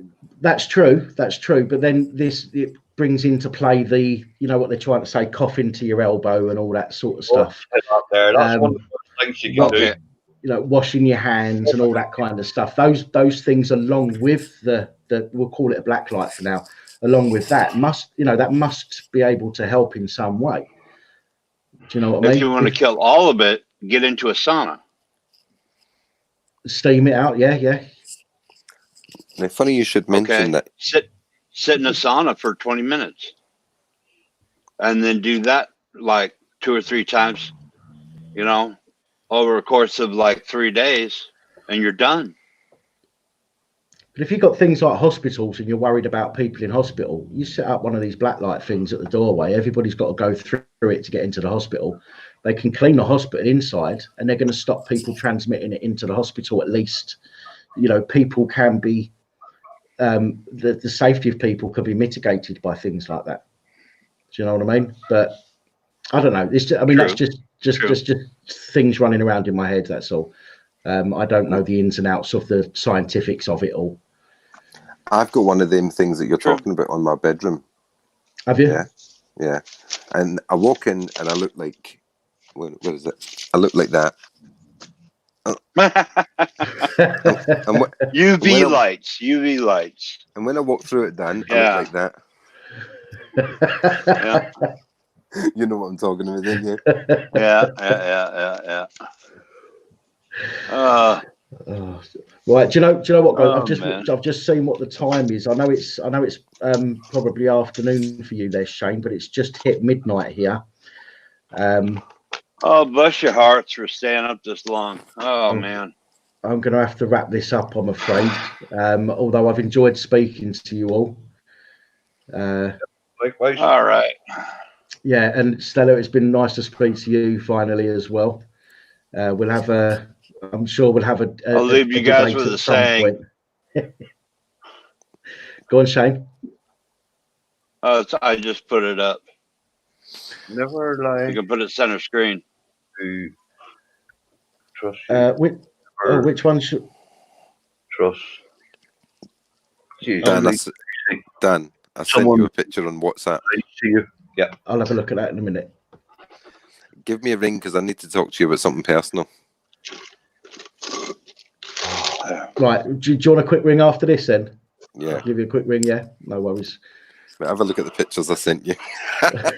Oh, no. Hey, calm down. Oh, no. We monetize here straight away. You want a picture?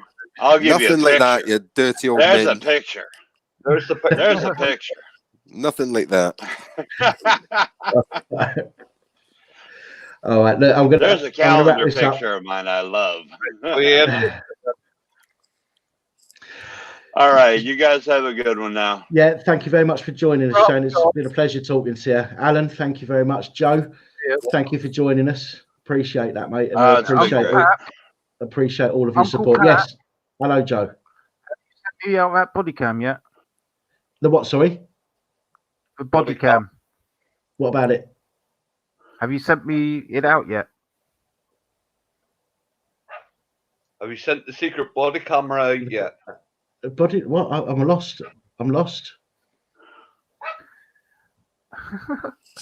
are we talking about? You've got a couple of body cams in. You're giving away, yes? Oh, yeah. Yeah, have you sent me mine out yet? No, not yet. You haven't won it yet. Okay.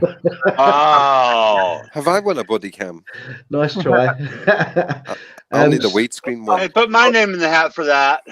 Sunday. Well, what's going to happen, just so everybody's aware, anybody that makes it this far watching the video, body cat on Sunday or Monday. I'm not entirely sure yet. I'll let everybody know on Saturday. But on Sunday night or Monday night, I'm going to do another live, at which time another channel here in the UK called Pinaki News has provided some body cams for me to give away on the channel.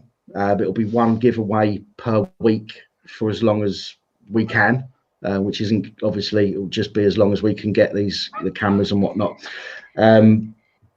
But the rules of the competition will be in a video on the Saturday anyway. I'll create a video and put it out on Saturday with the rules for the competition.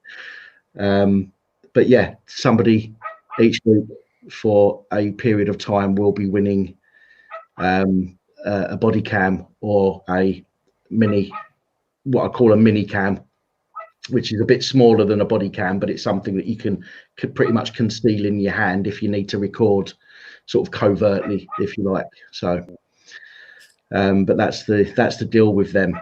So anyway, again. Sorry. The guard dog wants in again. He's shouting there. Let me bloody in. Yep. Gotta let you Oh, go. all right, Shane. Thanks again for All right. joining us. Right. Good night. Thanks for All having me. Alan, Good no night. problem, Alan. Thank you very much. Joe, take it easy. Stella, I'll speak to you in a moment. Good night, gentlemen. See everybody. Good night. Take it easy, mate. Thanks again. Everybody else that's watching, thank you all for making it this far. I think this is the longest one I've done now so far, but there was a lot to go through initially, and obviously we started talking about something else at the end and went off on a bit of a tangent, but you know, that's what I do, unfortunately. So to suck it up, buttercups. Anyway, thanks again, everybody. Appreciate all of your time. I'm signing off for now, and I will see you all in tomorrow's PAP reports. Don't forget, if the information at the beginning of this video was of use to you and you think it might be of use to people that you know, with the information about the potential for a martial law and the acts that are being passed recently and as we speak, please share the video. I'd appreciate that. But until next time, folks, goodbye.